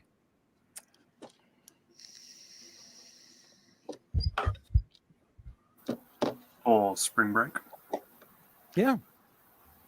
Eiffel Tower. I think I done one of those in TPU a long time ago. Then I done one out of wood, and Kenny also done one out of wood on the fiber on his laser diode laser. Came out really nice. I'm just giving it a go at the moment. I got an email today back from the people that are doing my model. The Sam Prentice model, and they sent me a message today saying we've done some improvements. They said first to your hair and to your shoes, and I was like, okay. And I've got to be honest, it doesn't even look like me anymore. So I'm like, those aren't the shoes I wear, and that is definitely not my haircut. But whatever. Wow. So keep trying. Bizarre. Very bizarre. Is that you with the hat on, a ball cap, or is that John right there? Yeah, on your left side? this is the Creality. We do a scan, and because we couldn't scan your dark hair, it's me wearing a hat because I'm famous for wearing a hat, of course. Yeah. Are you wearing a hat? John. Do you know John from Tripod's Garage? This is him. Yeah. I know this dude. From a distance, it looked like him from a distance, but It's got a not bit close obsessive up. now. It's kind of It is what it is. Sort of a weird collection of me's. It's sort of like my own effigy. Very crazy. Well, they knew the hair wouldn't come out in a scan, so they said, "Here, put a hat on." No, they didn't even put a hat on. They put that in post. So they added that later. All right. I used to do school photography, and we had retouching come back one day from a new retoucher, and the teeth were pretty much hand-drawn teeth instead of actually like having braces removed. So it turned into like one of those like creepy pasta internet memes. Josh, are you saying like that they are removing everybody's teeth with braces? Yeah, so we would use Photoshop, and typically a good Photoshop artist would be able to not bring in somebody else's teeth, but yes, some would use stock imagery to bring in teeth to replace them. So some people would be like, those aren't my teeth. But this one artist in particular actually like hand drew very horribly in like bitmap paint on Windows. Oh my gosh, that is so. Oh my gosh. And so it was like retouching to like when you retouch someone's face, you never want to turn them into a China doll. Like bring it back 50% to the original. And this person was just like, yeah, no, we're just gonna totally. Everybody gets cartoonized. Oh yeah, this came back like professional. Like we were like, are you joking with us? Like we can't take this. The customer will just never come back to us. We got 48 people watching right now, 21 on YouTube and 27 on Twitch. Thank you, everybody. Please like, subscribe, and share. Would really appreciate it. And subscribe to everybody here you see on screen. That would be. And that big alien I'm working on the video right now. It's about half done. I got to get the rest of the head all glued up, and then I can finish up my video on it. Right now, I've got a part misaligned, a big egg-looking head that it has up there. Where it's glued on, it's to the part right below it, there's a 1/4-inch gap.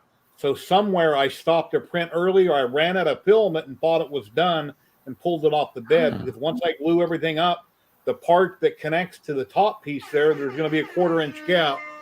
Oh, got a raid coming in. Raid. Let's see who's raiding. We flip cameras around. The Free Heathen looks like is raiding.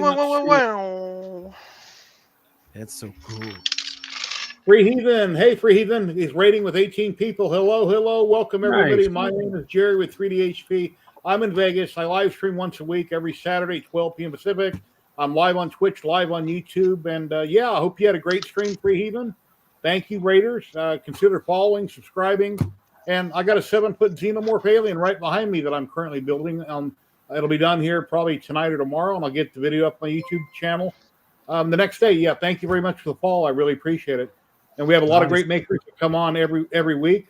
Like everybody that you see here, we got Matt German, Sam Prentice, Zachary 3D Prints, Kenny Sims, Josh Recreator 3D, Tim Dewitt 3D in Canada, Doug with Print a Block Printer in the UK, and then I'm Jerry with 3D HP. Thank you, everybody. I hope everybody has a great New Year coming up tomorrow night at midnight. And yeah, thank you very much. I really appreciate it.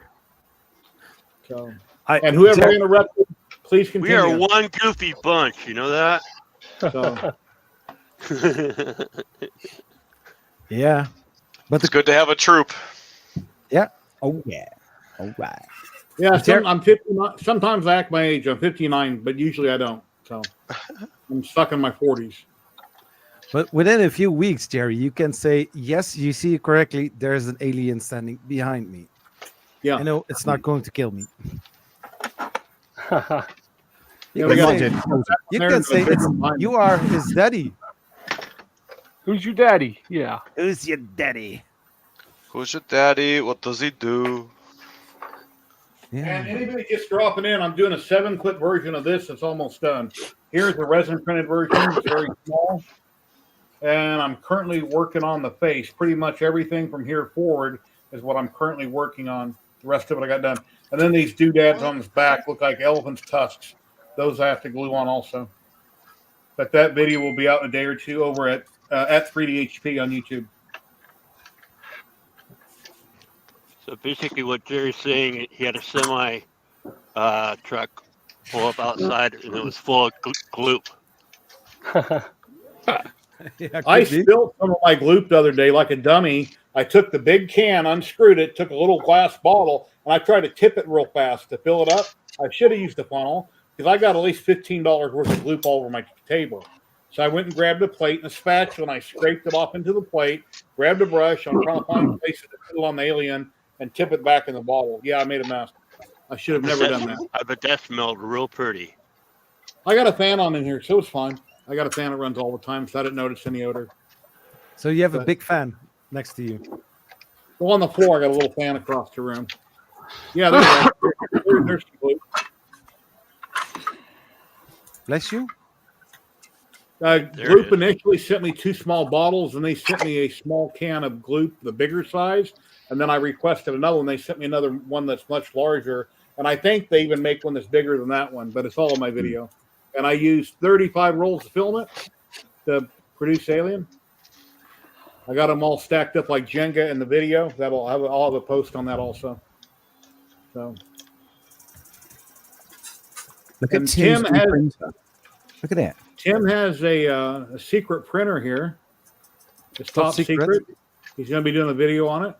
Dude. It's not currently for sale. You guys are getting the first looks.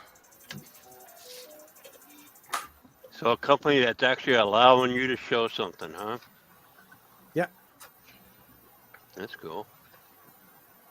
Well, you know what they say? It's easier sometimes to get permission than I would say it's easier to ask for forgiveness than it is permission.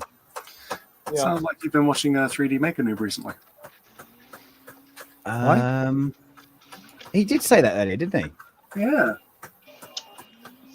That's got to be Marlon. Yeah, I even got it wrong, just like he did. Yep. Is there no preheat setting? Well, that's what I'm looking for. There's no manual, nothing with this. So because that looks like an MKS screen. Yeah. But also for the MKS, you can have this preheat setting. Yeah. Again, it depends what the version of software is. I mean, it could be anything, couldn't it? I mean, they might just they might be designers, but not software engineers. So yeah, that could be the thing there too, right? So, Tim, is this a Chinese company or were they out of Chinese? Yes. Okay. I've been working with a company recently, and the lady there has been amazing. And I find out this evening that she says, "Oh, by the way," I was like, "Oh, by the way, I'll be back in China in April." And she went, "Oh, I'm leaving." And I'm like, "Oh my God, like really? Like really?" So yeah, that's the end of that one. That 4 to 6 month turnaround, Mate, honestly, it's so bad. It's such a savage discouraging. situation, man. You know, I you don't get someone good, and we're doing good things, and That's stuff's life for them, happening, though, right? You know, and then bang, she's like, "No, I'm going to be doing this now," and I'm just like, "Oh my God." I'm gonna go sell hammocks. Yeah, she's going to a restaurant. She's going to start a restaurant business. They like go to like the total opposite spectrum of what they were doing. You know, I'm it's going to like, do a bit of traveling, and then I'm going to go. I was like, "All right, okay, yeah, fine, okay." And then you are hooked up with somebody else, and with a little bit of luck, that person stays a little bit longer. Well, I've got there's a few methods that I use actually now, but you know, Chinese social media is very good if you want to speak to people in China, or if you want to find stuff out about printers that aren't yet released to the West, which is kind of funny. You mean like WeChat, or which kind of social is that? Yeah, there's a bunch. The one I'm using now, hang on, let me find the name of it. Was it you or somebody else that walked through Creality and we see all kinds of printers that we've never seen in the West? Yeah, we did that. It's funny because I was chatting to Modbot earlier because we were talking about I wanted to get his thoughts on Core XZ printers, which is the one I'm using in the back here, and because he's got a Switchwire Voron. And no, they don't post in English, but you can use translation software to mimic it all out. So it's a little bit problematic, but it's kind of half worth it But I was chatting to Modbot anyway, and he was saying about, you know, his experience with his Switchwire, and it was good, and what's the point, and you know, all that kind of stuff. We were just sort of throwing it back and forth. And we were talking about, you know, Creality do have a lot of Vorons. They have a lot of Vorons at their site there, and they had a variety of different printers there that are competitive printers. And the line they like to use is, "Oh, we're testing our filament on it," and it's like, "You sure you are? Okay, cool. Yeah, you do. It's all good. You're testing now the filament. filament. Everybody having a bamboo printer that you visited had a bamboo sitting there. Yeah. In fact, everywhere I went, other than maybe Anycubic, I didn't see a bamboo at Anycubic, but yeah, they were everywhere. I mean, it was prolific. If they're trying, I always thought, you know, Prusa would be nice to have some of the slicer profiles that are actually elsewhere, and it always kind of surprised me that, you know, it doesn't have more. And so maybe Creality is actually profiling a bunch of competitor filament. Josh, I've absolutely no doubt they're not just doing that. They're also, I mean, I was doing a conference call with someone the other day, and Grant from 3D Musketeers was on the screen behind the lady that I was talking to. So, you know, it is a thing. You know, I can't remember who else it was. When I was out there was somebody there, and they were watching a stream, or they were watching a video by another content creator who I knew. It's out of my head who it was, but I was like, "Oh bloody hell!" They're watching that person, and they're making notes, and they're just, you know, they're looking at the comments, they're giving feedback, and this is all about data. And if you're going to be good in business, you're going to want to harvest as much data as you possibly can, and utilize that in the best possible ways. And that might be, well, this is what our audience are saying, this is what we're reading, this is the feedback that we're getting, and of course, then, you know, watching Michael from Teaching Tech's video today, you know, it's a pinch of salt really when you look at things, because actually somebody saying something and they're actually meaning it are very, very, very, very different things. And he actually came up with a graph on how many people are actually real solid community members and who are just people that are here to bitch and moan about stuff. So I kind of felt that was a good way to analyze things. But again, they have their methods and stuff. But being in business myself, if you don't have the data, we're all data led. So if we're going to make a strategic move to do, you know, to move to a new warehouse in the north, which is what we're about to do, we can only do that when it's data led, not just because we feel like that's a good thing to do. It has to be proven.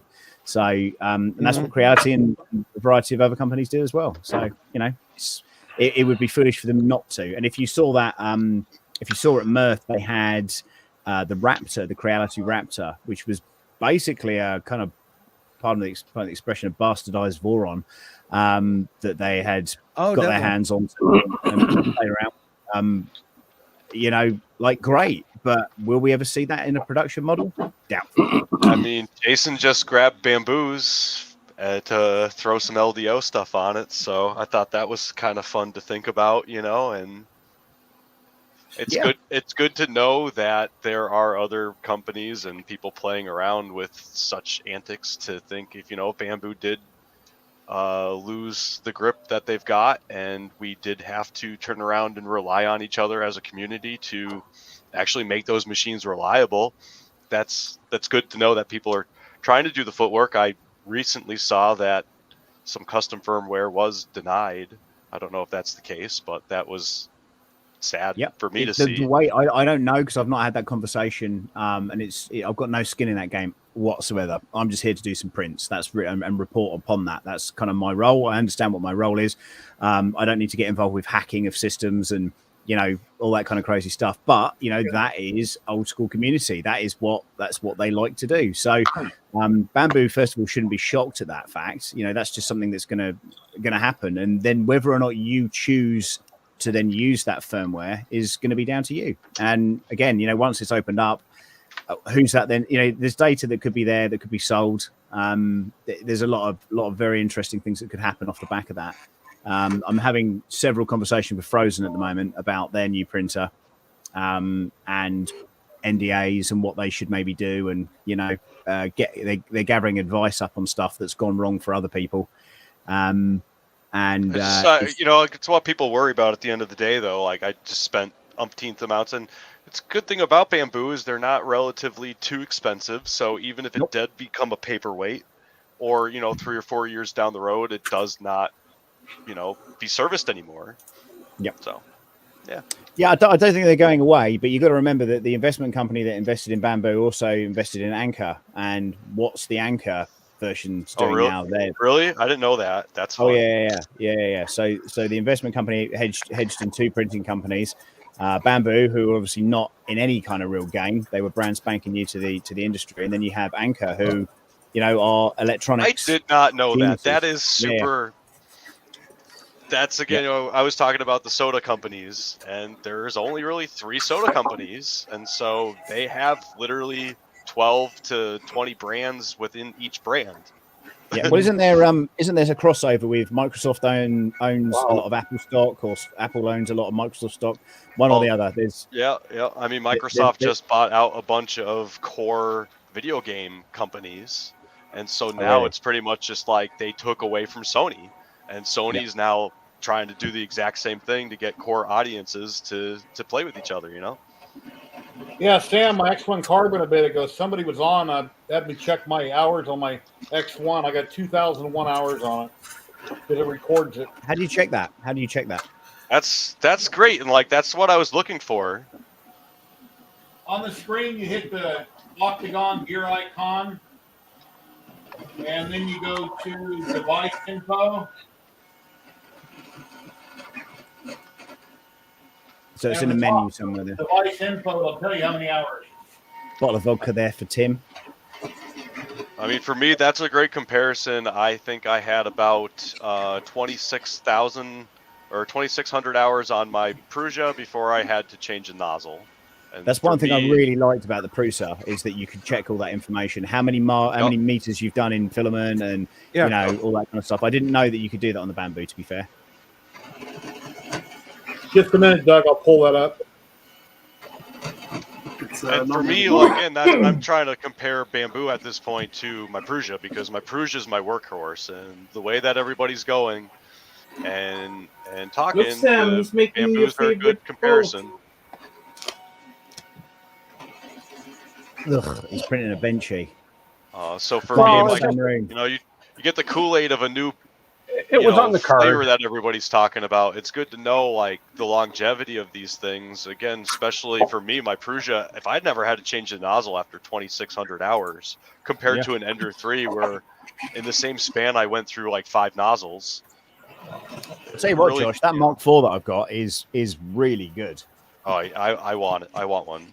The Mark IV Prusa is really good, and I maybe took it for granted a little bit, but I'm really rating it. I'm doing a lot of cool prints and stuff on it at the minute. So yeah. It took me a while to get my Prusia, and like anybody else, I started with Creality, and they get you going. But when you're spending more time tinkering, and that's why people are jumping ship to the Bamboo, even the professionals now are just like, yeah, Bamboo, longevity, who cares? Like, if I put $500 into a unit and get 3,000 hours out of it, that's for the average person could potentially be a year. That could be 3 months. So About mine last February, it's still chugging along. Rarely have issues. Rarely. I know someone was talking about the Revo system earlier, and they were talking about the other system, which isn't Revo, which is Bontech and not Big Tree Tech, Bontech and E3D teamed up with Bamboo to do the new Bamboo nozzle. I've got those on my printers already, and I've got the Revo, the Big Tree Tech Revo on my printer as well. I had that since I got given that at Earth. I think that's super fun too, that they're branching out. It's what we all try to do. We branch out into the community, right? I can't honestly say, oh yeah, I'm definitely getting 30% more flow rate than I ever had before, and it's such an amazing thing. But like you say, if the nozzle's going to last, that kind of makes sense. It'd be good as well if you could log when you change the nozzle and then say, well, okay, this is the long term. This is what the nozzle's done. But like, the miles or kilometers in your car, you can just reset that. Wow, look at that. Came off the build plate, so I'm going to. It's a rowing boat. Yeah, it's a rowboat. It's a rowboat. Look at that. And then rowboat with some, yeah. So it just came off the plate a bit. So I'm gonna use a bit of my 3D lac. 3D lac, I love that stuff. It's good for the hair. I bet it is. I use nanopolymer adhesive on everything, just to make sure it doesn't come loose. I'm glad you can get that in hairspray-ish. When I have to, I use Bedweld. Bedweld's pretty good. So let's see what else they got on this card. Benchies are boring. I'm sorry, but benchies are boring. So, Doug, what are we looking at here?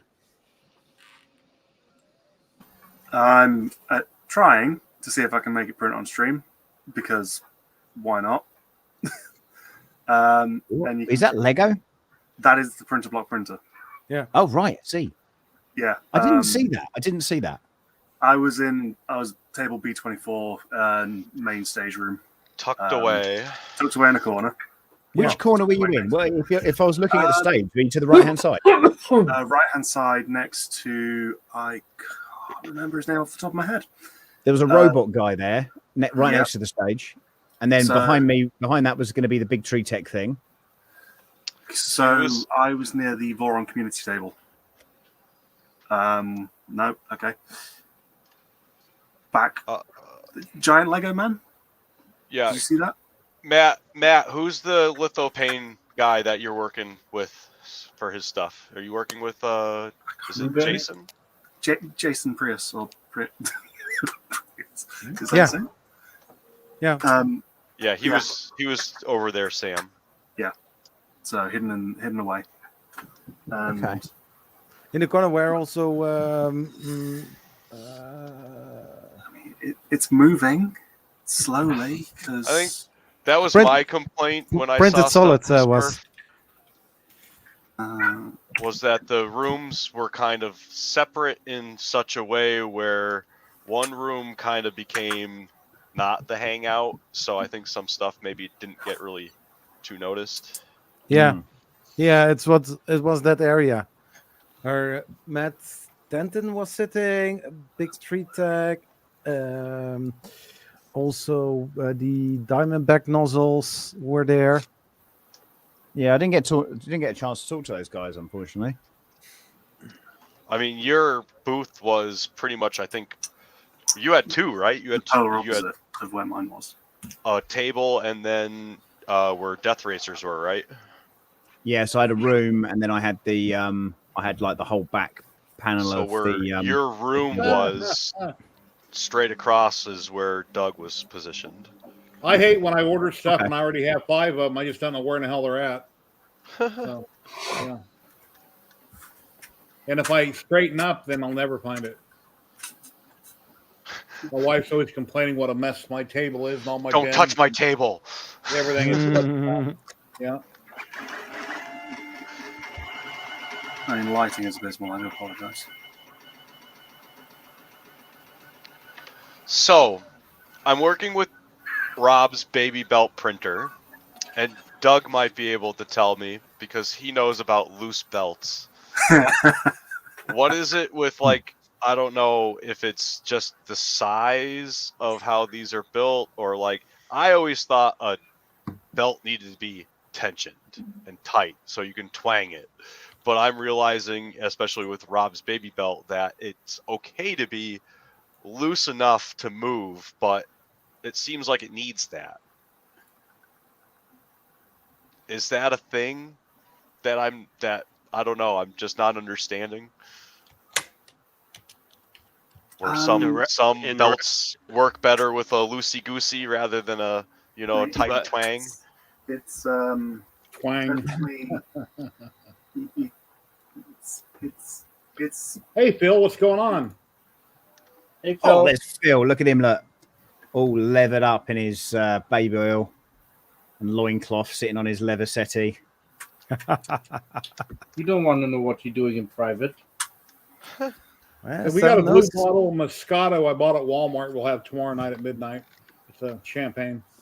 I guarantee he won't come on the stream though. He won't come on the stream because he doesn't like. He's embarrassed. Yeah. Oh, one of these days he will. You're always welcome, Phil. Whenever you want to pop in. Jerry, no midnight stream? No. So has anybody got any predictions for new device for next year? Yeah, Bamboo will come out with a bigger printer probably by June, Yeah. maybe July, and I don't know what else will happen. We'll see. Yeah, Hopefully that's a things given. get better in the world. Yeah. there'll be a NEMA 11 version of the print pop printer. Yeah, well, it is an election year, so there's that. I think we're going to see another A series printer. Bigger volume, bigger size, like 300, 320 something times 320. Who knows? Next till 400 by would 400. Extil would definitely make Yeah, sense. yeah, Matt. 500 times 500 times As long as 500. the printer prints perfect quality, it doesn't matter if it's a bed slinger or Core XY. It's just typically a Core XY prints nicer than a bed slinger, but it doesn't matter. If Bamboo can do something bigger and it's a bed slinger and it's perfect quality, no one's going to care that it's going back and forth and not just up and down. So it's all down to quality and speed. So, But The other thing you got to remember have you is seen the video? That was one of the first things they said. No bed slingers when they first started. they Yeah. said Bunch no of bed slingers liars. when they were talking about the X1 Carbon and the P1P. Yeah, but then that was marketing for that particular product. Then I think they saw where the marketing share was probably for Creality and Prusa, and then they've gone after the marketing share. So here's what you'll see: if you're a betting man with this, then what sells more? What size bed would sell more to how many people? We know that since 2018, Creality have sold 300 by 4.3 million 400. printers. Okay, 4.3 million printers at $200 a shot.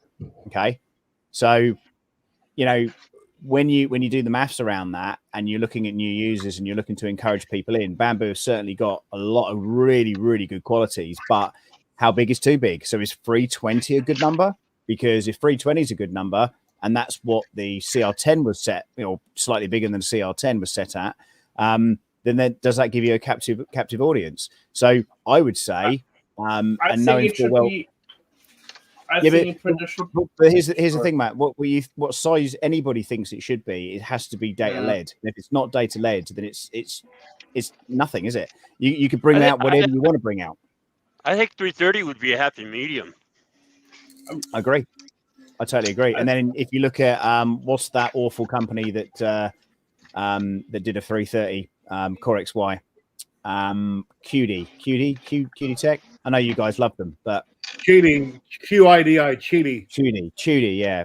Cheaty. Yeah. Cheaty. Yeah. Cutie That's tech. not the X Max though, is it? Yeah, the X Plus 3, the X Max, and I have their smallest, which I've had a lot of problems with. It was pre-recall that I got it, or no, post-recall. Well, in the pre-recall. I'm getting my pre and post mixed up, and I've had a few issues with it. The iFast was their $2,500 version. It's rectangular. That's an awesome printer.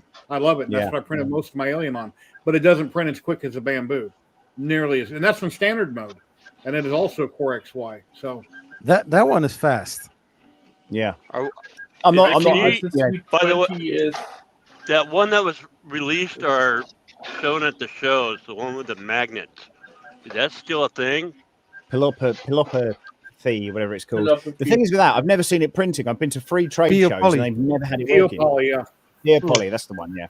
I got a forged Theopoly resin printer. It's a large format. It's like a $1,300 printer. You put it together, and it's a nice printer. Somebody commented on my video, they go, man, that printer is so fast. I'm like, I don't know what you got, but the Forge is not a fast printer. It's nowhere near fast. It'll print big, but it's slower than Beam. So, but on the other side, if you get some very nice high detail resin models out of it, no. 4K, 6K, 8K, can you visually see much of a difference? No. No, I'm sticking with the 8K printers now. We've frozen. I'm doing some work with those guys now, so they've sent me a few printers out, which is awesome. They've sent me a load of crazy resin as well. I used to have a frozen 4K a long time ago. I bought, and for doing videos on it, they gave me free shipping and a bottle of resin, but whatever. Anyway, but I'm really happy with my current fiber laser that I have from Haotian, based out of China. It's a 60-watt MOPA fiber laser. I plan on doing a lot more content with it as I go forward and I learn more about it. I mean, a lot of content. I owe the company a ton of content. That laser cost around $7,000 that they sent to me, so I will give them a lot of content on all platforms for a very long time. So 7K. Yeah. Yeah, that's a lot of platforms for a long time. At least that's how I'd feel. And I didn't have to sign a contract with them. It's all, and here's what I'll do for you. And they're like, okay, here you go. And and I will. Yeah. I'm getting a gallo probably about 1st of February. Yeah. That'll be nice to see. And then in the future, maybe 6 months or a year down the road, and I'll learn how to do engravings on guns and custom work on stocks and clips and things like that, like Kenny's interested in doing also. I can have a lot of side money coming in, but time will tell what I learn over time. I primarily wanted to get it to engrave coins and blanks, doing coins, like brass coins and things like that. But then I can move on to maybe I'll finally have something that'll make me money, because as you see, I've got hundreds and hundreds of resin prints and FDM prints since 2017. I've got stuff in the spare room in boxes. I just got miles and miles of garbage, not garbage. My wife is always asking me, when are you going to start making money with that stuff? Yeah. Well, some people do right from the get-go, and then other people don't. Some people have a talent for making money with everything, and some people don't. So time will tell.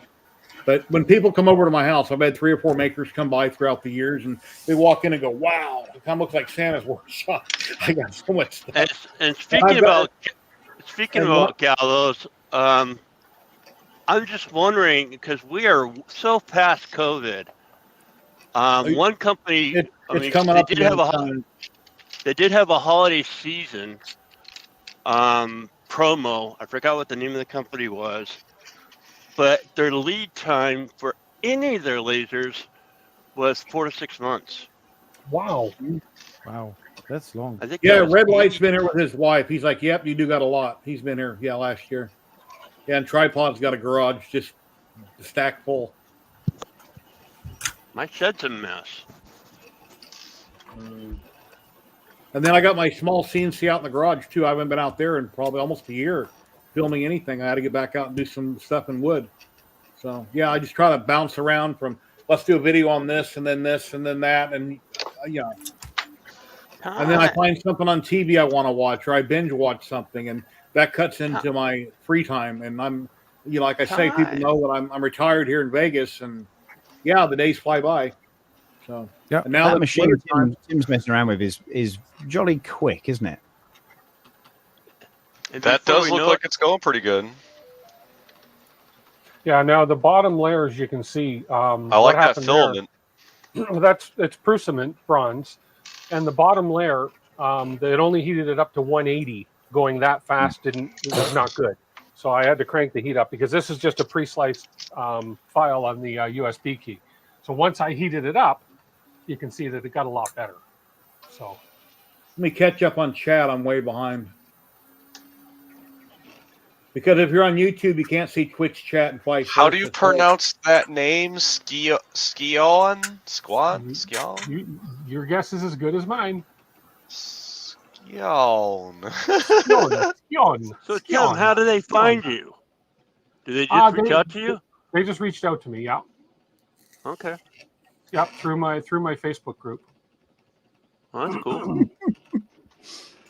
Did they say, Hmm? are you Amazon reviewer? No. I I have been through all the. You give I me have had 40 so many- quid for shipping and I sent you a printer? No, I have all I had to pay for this was $23 customs. That was it. So That's not bad. no, that's not Actually, bad at all. for customs too. So Bamboo Labs, hardened steel nozzle or stainless steel nozzle? Hard. Probably hardened steel all day long because it'll do multi materials. They last.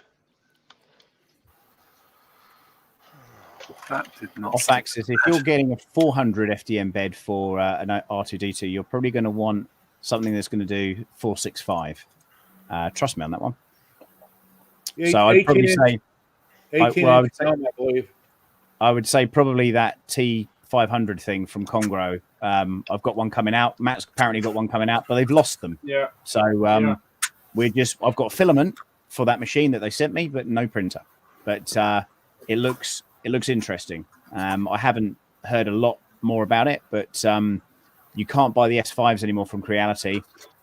Creality's sister company does a 600 printer, which is gravity fed with pellets, which is quite interesting. But I think it's something like 12 grand. Whoa. How? Yeah, which is bizarre. There's a few actually. They got talking to me. They were trying to send me one. I was like, I tell you what, it would be cheaper for you to fly me out to China, and I will do some prints with it. You put me up in a hotel, and we'll do something there, which might end up happening in April. Sam, I know there's companies that make R2D2 domes out of aluminum. What are they? Like $300 a piece on average? Not companies. Lee Towsey, who is he's the carer for R2D2 in the UK. He has the domes made. So if you want one and you're part of the building community, then you can buy one. There's also a Hydrodome that's in the US that you can buy as well through astromech.net. And again, that's a really good one. But again, all my ones are kind of film based domes. So they're Taking off, Doug? Yep. Sorry. Parental responsibilities. All right, Doug, you have a great day. Thank you Take very care, much Doug. for coming on. Cheers. And good to see you next Thank week. you. We're always here. Thank You're always welcome. Have a great new year. And you. See you, Doug. Happy New Year. Go ahead, Sam.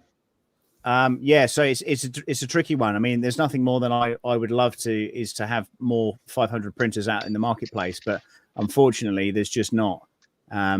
So I would think if you bought a 400 printer, you'd be regretting that.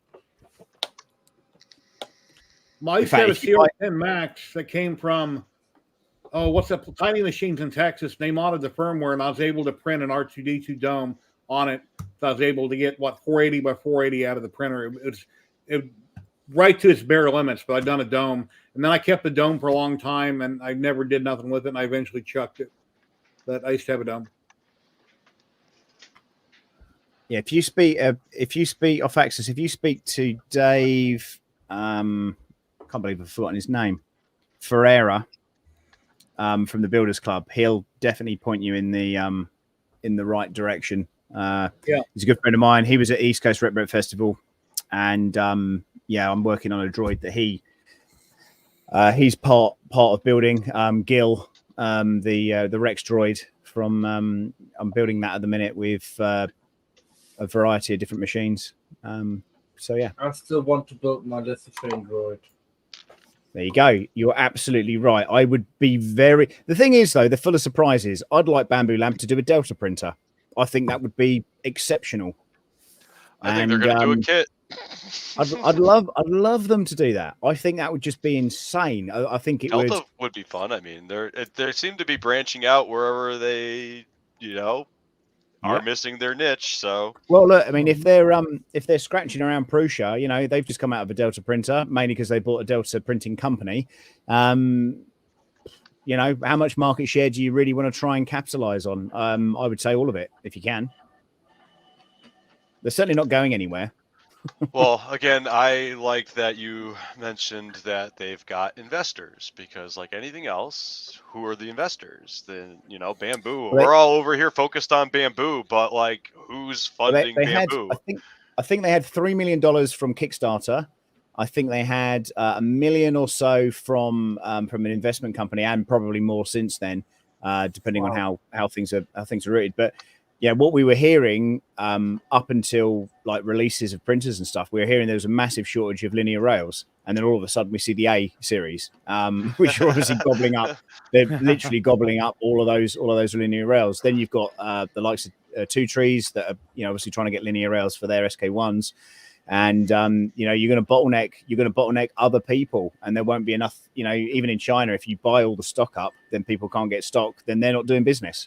When M3D first came out with the M3D crane, it was more or less a Pro Ender 3 before the Pro came out, and then everybody was like, "So it's an Ender 3 clone," and they were even trying to promote Ender 3's like little I forget the build tack that the build plate is actually made out of, but M3D was trying to, claim it as theirs. And if I recall, I don't know if M3D actually specifically made this and Creality took it over into the Ender 3s. But what I'm getting at ultimately is the crane was being produced by Creality, and that was like on the back end that no one knew about, and that it was actually trying to be hidden, that a lot of the parts were coming from Creality. Look at Matt falling asleep. No.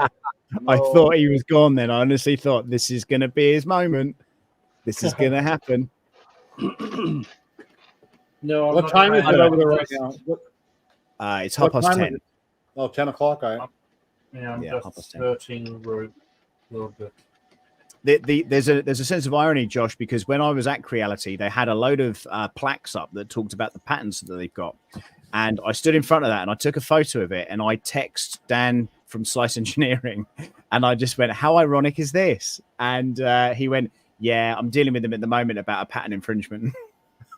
Dusty Knuckles already ran the giveaway earlier, so the next one will be in the new year. If you're going to be doing bulk, who do you go to? Go to other people who are doing bulk, because they probably got more than enough where they can cut you a 15 to 20% discount. And if they're leading the industry, just like Prusa said, well, we want this style printer. Let's just buy a company, because they've already. How many printers does that company have? I'm sure they just didn't have, the one that they adapted to. There's got to be at least 3 or 4 within the suite, right? Yeah, absolutely. The weird thing about that is that when I was in Wuhan, touring the Creality factory there, they have, if you can't buy the stuff, you might as well make it. So the POM wheels, the V-slot wheels, the cables, the anything that you see on an Ender 3 or any Creality printer is manufactured by Creality. So where you would think actually they probably would just buy USB ports in, they don't. And then there's a machine that basically they do a hot plug test and how many tens of thousands times this thing will go into the slot. And they have that unit as a unit of measurement. They don't just buy that in from another company and just go, "Oh, this is going to be all right." They physically test those things. But hey, sorry, Sam, in Shenzhen, they got that electronics market. I've seen videos on it. It's many stories tall and it's huge. God, and they have I'd anything myself and to go there for pennies on the dollar. Did you go there? Yep. Yeah, it was crap. Hey, crap. It was bad. It was awful. It was really awful because it was just like you go in, it's really busy. There's hustle and bustle. Nobody's doing any business. You know, I was just like, great. There's someone selling 1 million different LEDs. There's someone over here selling. And then as you go up, handsome man. I hear your name is Sam. Come here, handsome man. Yeah, no, there's none of that. There was none of that. None of that at all. There was no touting. There's nothing like that. And even the stuff like Naomi Wu was promoting back in the day. If you go there now, most of the shops are shut. So you know there is still there's still quite a lot of problems in China. You know, we were talking about them. Are they a rich country? Are they a poor country? And you know, if you look in the textiles market, if you look in, you know, there's a. Oh, why am I getting a negative? That was weird. What was that? Did you see that? What was that bubble? Yeah. I think, Sam, that this links with your streaming software and somebody disliked your video. Oh my God. Did they? Let's go over to Sam's video. How did that work? No, it can't be because this is going straight through my Atam Mini. That's Sam's left hand. That's your right hand off camera pushing it. Unless I'm saying negative things about China and they're now they're demonetizing me right now. That could be a thing. I watch China in Focus almost every day, and there's one other channel, I can't think of the name of it, that I watch. It's all about China and everything going on, and yeah, it's a mess. It is a mess. It is, and there's you know, there's all these people that are out of work. But you know, when you're in a company, you don't see any of that because obviously you're inside of the love and the quality of wherever you're at. But yeah, there's a lot going on out there still. It's not as rich as perhaps people might think it is. You know, even I think 3D printing sales and export sales were down considerably in 2023, following on from COVID and stuff. So.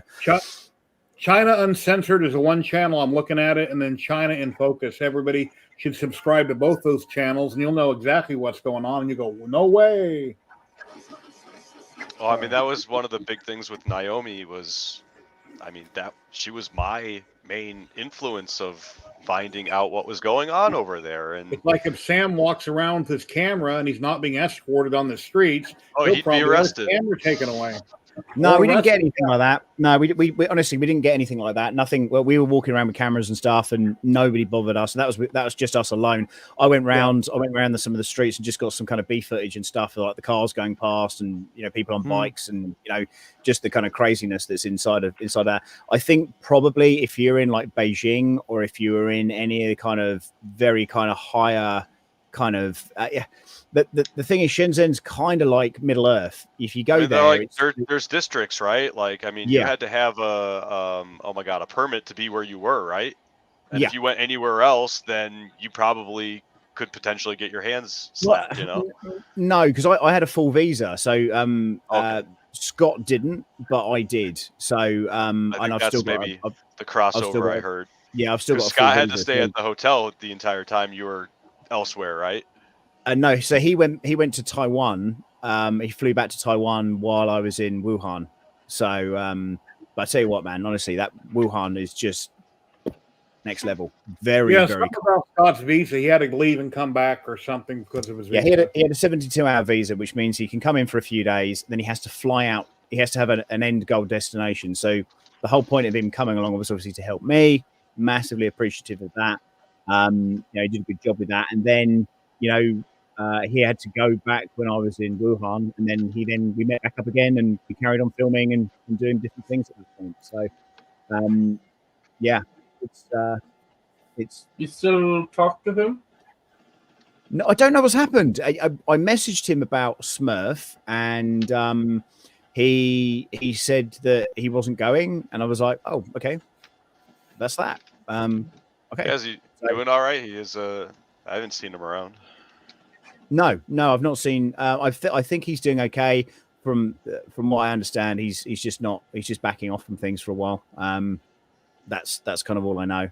I know he's not doing the dragsters at Rocky Mountain this year. Justin's taking over for doing that because we had a conversation about what we're doing with death races and stuff. So yeah, it's crazy. It's a crazy time. Yeah, a lot of people come and go for whatever reason, so I try not to pry. Things happen. I've run into some people that helped me, and you think like, oh, do I smell? Did I do something wrong? And then you just realize they've not been around at all, or just doing their own Come thing. on, So. we all Oh, know. Josh, you definitely smell, but you are a nice guy. Yeah. So, you know, it's A little bit.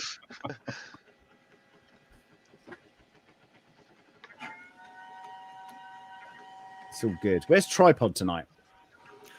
He's watching. I'm not sure what he's up to. Probably busy with the family, getting ready for tomorrow night. Yeah, I thought tomorrow night was tonight, and I was like, okay, you know, it's not like I'm a party animal or anything. So, Yeah, I'm in Vegas. I'll watch it on TV. I'll drink some champagne at midnight, and I'll go to bed. I won't be going anywhere. So, You're not either.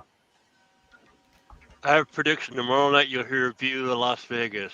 if I was single, I would definitely be going out tomorrow night. Maybe, but I'm not, so I won't. We do have awesome fireworks. Yeah. It's all up and down the Yeah. strip. One little firecracker. Huh. No, They call that a show. it's no, it comes. Have you seen the fireworks show that Vegas puts on? Ladies and gentlemen, John from Tripod's Garage. What's up, John? Speak of the devil. Oh God, he couldn't keep away, could he? He couldn't No, keep away being called out. Look what the cat dragged in. Waiting for Sam to say, where's Tripod in my Uber? For the cue for Sam to say something. Is it already dark there, John? Looks like your windows are dark. Yeah, it's a little bit dark. Okay. Yeah, here it's dark, like 5:30. It's 2:45 now. Yeah. Hey, Tripod, I have a question for you. When you go into the woods with your dog Bear, and Bear walks off, and do you sometimes say, Bear? Bear doesn't Bear. walk People off. look at you? Bear doesn't walk off, so it's not. It's like having a dog named Shark, and you go to the beach with your dog, and you start yelling Shark real loud. Bear is Interestingly, Matt, you know the space where John's leg should be? That's where Bear stands. no, that's Oreo. He does that. Which she does. Oh, that that's true. often. Yeah, that's true. Yeah, That's true. she'll go underneath me and just stand there Into the void. in the void. Yeah, it's very weird. I mean, and she'll do is curve her body around my leg that's there. I don't know why she does it. It is really weird. So no, I'm just putting the riser thing together for the S1 because they gave me the conveyor feeding system. So yeah, the whole garage is You know, mess. my wife says I should call the next dog. I don't know if I can say that word. Can I say that word? The N word? No, the NA naked? Nude. Huh? You know, like call the next dog nude, or I Naked. take. Yes, you can I say take- naked. Yeah. Well, I wanted to call Bear Commando because he wasn't wearing anything. So it's called going commando. All right. So but I let that out of the bag too early, otherwise he would have gotten My it. wife can explain that joke better than me, so she basically calls the next dog naked, and she says, "Oh, I went naked around the block, you know. I took naked around." The dog is named Naked, so He will walk naked around the block. It's how she Yeah. said it.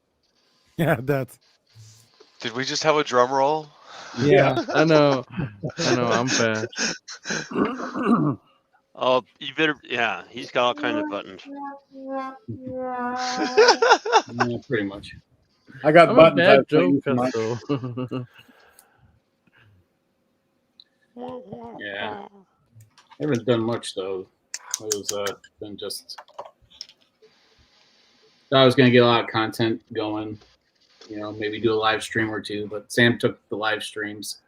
So he was Mr. Live Stream for every day practically. Mate, I very The nearly big did another planet. one. There's always room for everybody. Oh no, People no, have multiple monitors. You'll have Sam on one, Tripod on another, and somebody else over here. my They'll be garage typing is, in all caps.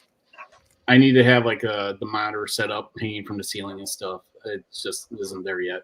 So for the live streaming, I need to literally clean out the garage. Rob, the brother, he's supposed to be picking up the laser in the crate behind me, the Gweeky Cloud, to be using. and he hasn't picked that up yet. So that's still blocking my whole Sorry, laser area. Rob's going to be doing stuff. He says he is. We all know No how. way. His wife's never going to allow that. Oh, I think that's. Oh, she's already saying that she doesn't want it in the house. I'm like, That's amazing. nice laser. So, And totally. Dreams Void Tim says print some printer blocks on it. I mean, I probably got the remote blinds hooked up in the garage. Like, had that since like right when you left, Sam. I got that package for that. So now I just need to figure out the exhaust. I'm gonna run the exhaust for that laser out the window because I want it to have like some type of.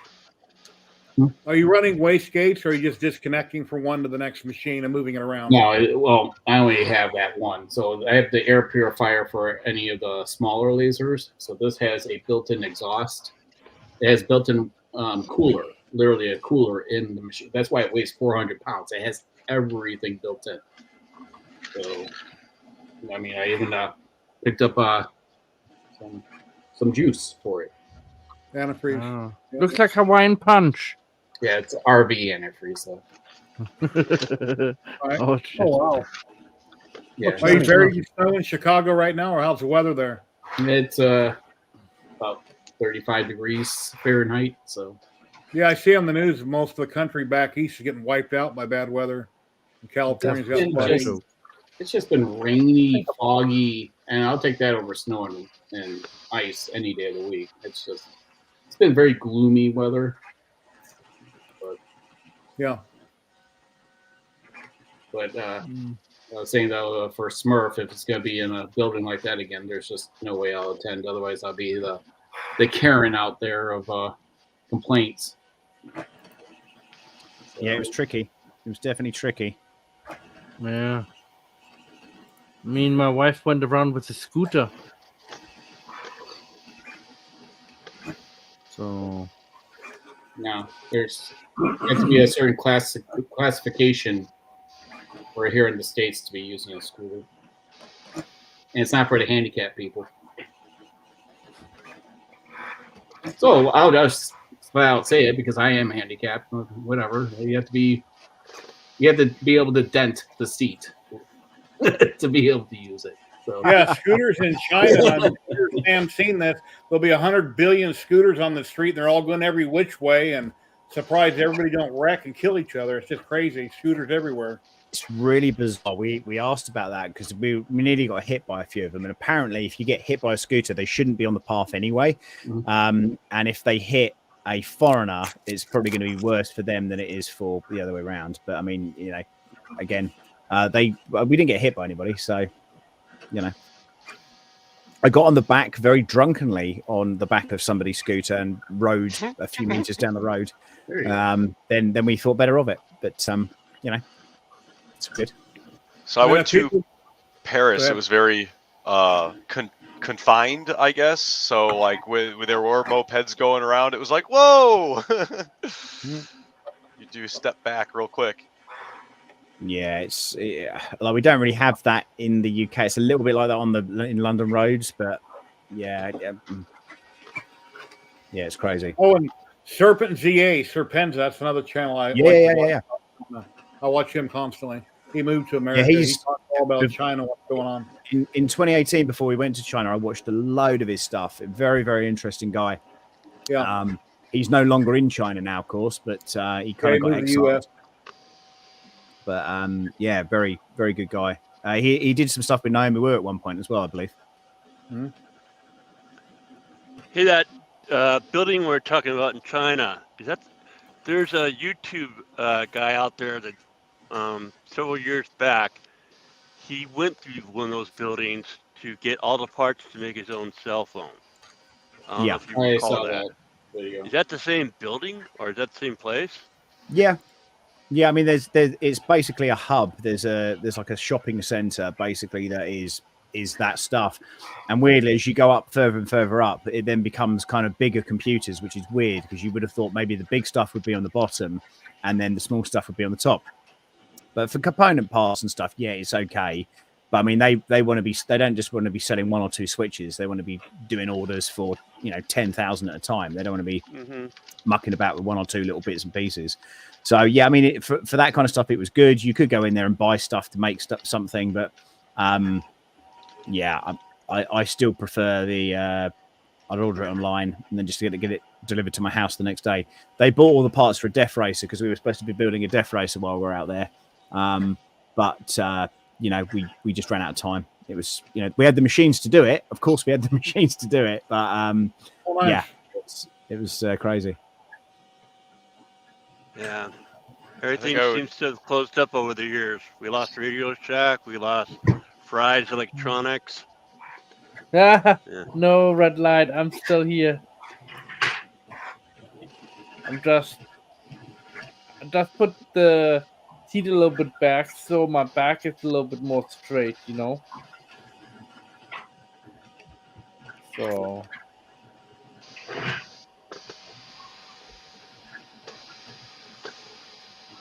Just waiting for Tripod to do something crazy now. Yeah, you're gonna be waiting not too long. Here, let me blow him up so you can see what's going on here. Here we go. and oh. I'm sorry to disappoint.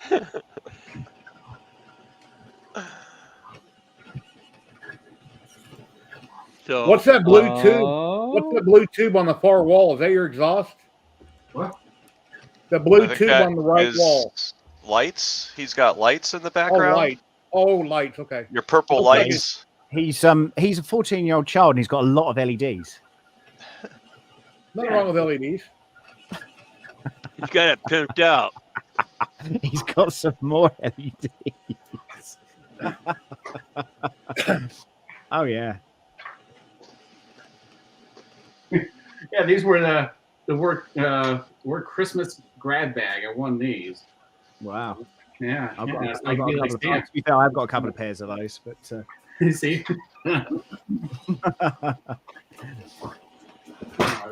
Yeah, this is the riser base. So I don't know. So then you got that, and then this.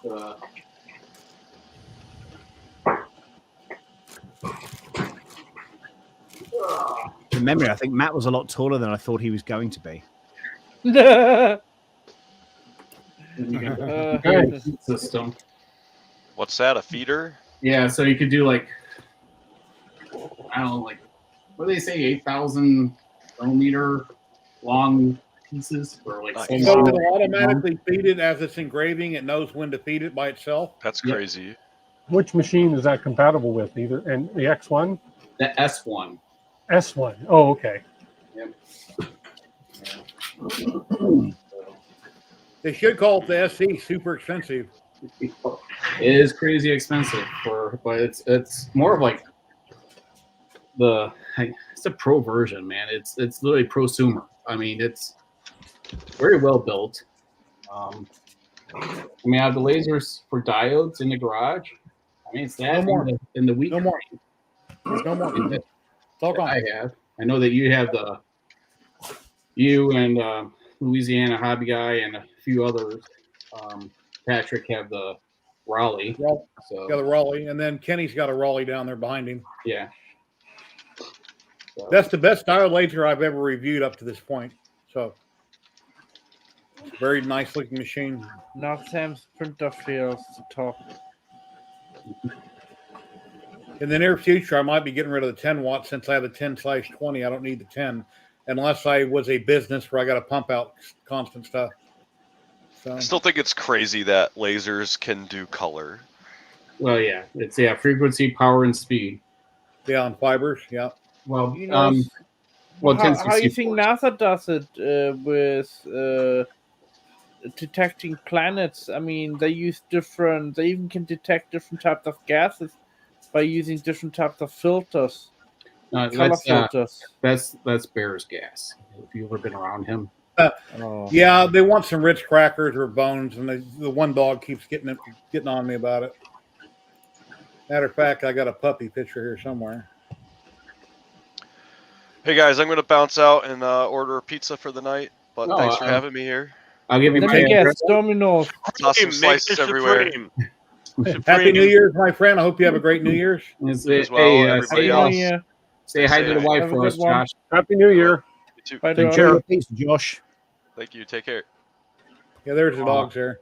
The black one is the one that keeps messing with me. She's wanting something. Let's see. Where do you think Bear is? Hey, Bear. Hey. Can E-Laser do colors? No. And then there's the troublemaker. Hey, Oreo. And then Bear. Hey, psst. Yeah, the garage is absolute disaster. Look at this. Jesus Christ. I'm staring, going literally through everything, Sam. Literally everything in the garage. So it's getting rid of anything I'm not using. You want my address now? But John, here's a question for you. Yeah, fiber lasers can. John, you want to answer this? what kind of do laser colors. can? Colors. Oh yeah, a fiber 1064. And then this is my favorite feature right here, the lazy feature back here. That's what I like. You know, in my research this last week with galvos with the fibers, I had this, because I had to deal with financing too. I had this one guy, don't buy from China, you'll regret it, and all this other stuff. Well, Make sure you buy American.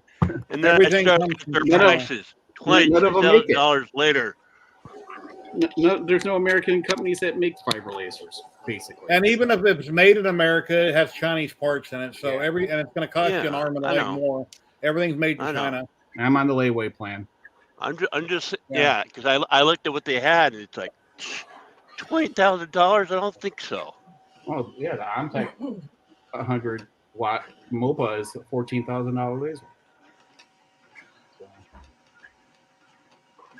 So yep.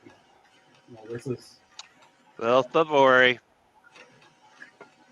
Yeah, I got. But the first part is what I'm getting mine. Happy New Year. Have a great day. Thank you. At least get to order it. I'm coming across some money. I'll just say that. We got 57 people watching currently, 22 on YouTube, 35 on Twitch. We've been on for 3 hours, 6 minutes. And I think I'm going to raid out, and I'm going to go heat up some pizza. Thank you very much for the follow on Twitch. I really appreciate that. Thank you for the follow. Pizza. Yeah. Pop. I was going to get poppers and I forgot. Pop. Happy New Year's. Pop. Kentucky Fried Chicken.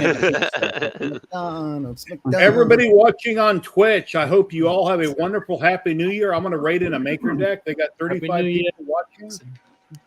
The raid is starting to run. And advice from the 65-year-old, don't do anything I would. No, I'm not in Germany. Take care, everybody on Twitch. But I'm German. Right now. Love you, Jerry. Everybody watching on YouTube, we will be back next year. Have a wonderful New Year. Everybody have an awesome day. Later, guys.